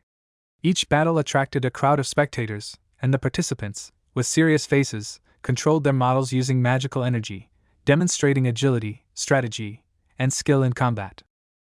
Only 4 days had passed since the launch of sales, and the furs were flying off the shelves like hotcakes. About 40 boxes were sold daily, and every morning a new batch appeared on the shelves. Interest did not subside, but on the contrary, only grew. Muro was especially successful, surprising everyone with her dexterity and ability to control her fur, regularly winning fights and becoming a local star of the arena. She came to Yusuha for another bottle of ramen, and he was not even surprised by her latest victory. Merle, with a satisfied smile, explained that it was all about the special color of her fur. One shoulder was painted red. Merle took a sip of ramen, savoring her victory. Yus thought about how her warrior's color was like the original in his home world. Suddenly remembering something, Merle felt her throat go dry and suddenly choked. Merle asked Tsunagi about the price of the mech battle axe. When she heard the price, she raised her eyebrows. The amount was really impressive. However, she did not lose confidence and said with determination that she would definitely buy this axe for herself soon. There was a fire of determination in her eyes, and the smile she shared with the others was full of confidence in her future success. The miniature weapons that Sanaga created for mobile warriors became the latest trend in battles. Using the weapons in close combat added extra dynamics and spectacle to the new mechs. The blacksmith was pleased that his creation became so popular, because thanks to Yahagi, his business began to bring in significant income. If a mech received damage above a certain level during a battle, the magical connection between the mechanical body and its owner was broken. In this case, the fight ended in a knockout, and the winner became obvious. Suddenly, an adventurer with a child approached the counter and asked, smiling, if there were any more mobile warriors left. He had heard that it was a great toy for practicing magical manipulation, helping children develop their magic control skills. Yusa had noticed how mecha had recently begun to occupy a special place in the educational toy market, and realized that this was another step in strengthening its position as not only a toy, but also a useful tool for teaching magic. That evening, Yusa counted his earnings with a smile. He was pleased, because if this was all he needed, then he could finally get closer to fulfilling his cherished desire. He can finally make his dream come true and rent an apartment. Yusa, having decided that it was time to move on, said goodbye to the hotel owner with a smile. She, in turn, was sincerely upset, because he was one of the most regular and decent clients. Yusa promised himself that, despite the new stage in his life, he would definitely visit her from time to time. His new apartment had 2 rooms. There was no bathroom, and the toilet was shared, which, apparently, was quite typical for this type of housing. There was just one problem: Minerva came to visit him almost every day. Today she brought ingredients for dinner, fresh vegetables that she was going to cook as a stew. The kitchen had already become a real base for Minerva. She brought in new kitchen utensils. Yusa noticed how she, as if not realizing it, was settling into his house and was upset by what was happening. Yusa wondered what the situation would be like if he had a girlfriend. He imagined that she might be upset by what was happening, and perhaps even hate him for not stopping Minerva's obsessive presence. At that moment, Minerva turned around abruptly. The anger in her eyes was obvious, and with tension in her voice, she asked if he had gotten a girlfriend. Yusa, slightly embarrassed by Minerva's harsh reaction, asked if it was really that offensive that he might have a girlfriend. However, he quickly admitted that he didn't actually have one. Minerva, noticing his words, remained tense. Yusuf continued to say that if he had a girlfriend, she would probably be jealous if Minerva continued to cook him dinner every night. Minerva, unable to bear it, became furious, believing that people like that were evil. She could not understand why he was so concerned about limiting her help when she simply wanted to help. Yusuf, however, was adamant that he was right, and added that when he got a girlfriend, Minerva would have to take away all the kitchen utensils she had brought and stop cooking. Minerva, observing his reaction, asked if Yusuf really wanted to have a girlfriend. Yusuf, after thinking for a moment, answered that talking about different things and dating could enrich life, although he was not sure about it. Yusuf continued that if Minerva continued to stay over every night when he had a girlfriend, it would be pretty weird. He clarified that he wasn't disgusted by Minerva, but he didn't like the idea of him staying over every night. Yusuf was trying to get across that he valued boundaries and space, especially if he had someone else to spend time with. Minerva realized that Yusuf really wanted to build a relationship with someone special, and that a long-term union was important to him. Minerva decided that tonight would be special. She prepared something unusual to create an atmosphere of celebration and joy. Yusuf thanked Minerva for the dinner, trying not to look her in the eye. Minerva, setting the dishes on the table, curiously asked if Yusuf had originally planned to drink tonight. Michelle, slowly pouring the aromatic drink, reminiscent of high-class brandy, into glasses, was clearly pouring Yusuke much more. He, grinning, threw out a joke that it looked like they were going to get him drunk. After a while, Michelle, looking at Yusuf with a slight smile, asked him if he really wanted to have a girlfriend. He, a little embarrassed, answered that he wanted to start a family one day, so that there would be someone to come home to. Michelle leaned closer curiously, not missing the opportunity to ask the next question. She was interested in what kind of girls Yusuha liked. He hesitated a little. She learned that he liked girls like Mira, refined and beautiful, and also girls like Merle, energetic and cheerful, with a bright liveliness in their character. However, Yus admitted with a slight sigh that despite their affection, Mira and Merle were too young for him. Michelle had not expected to hear that.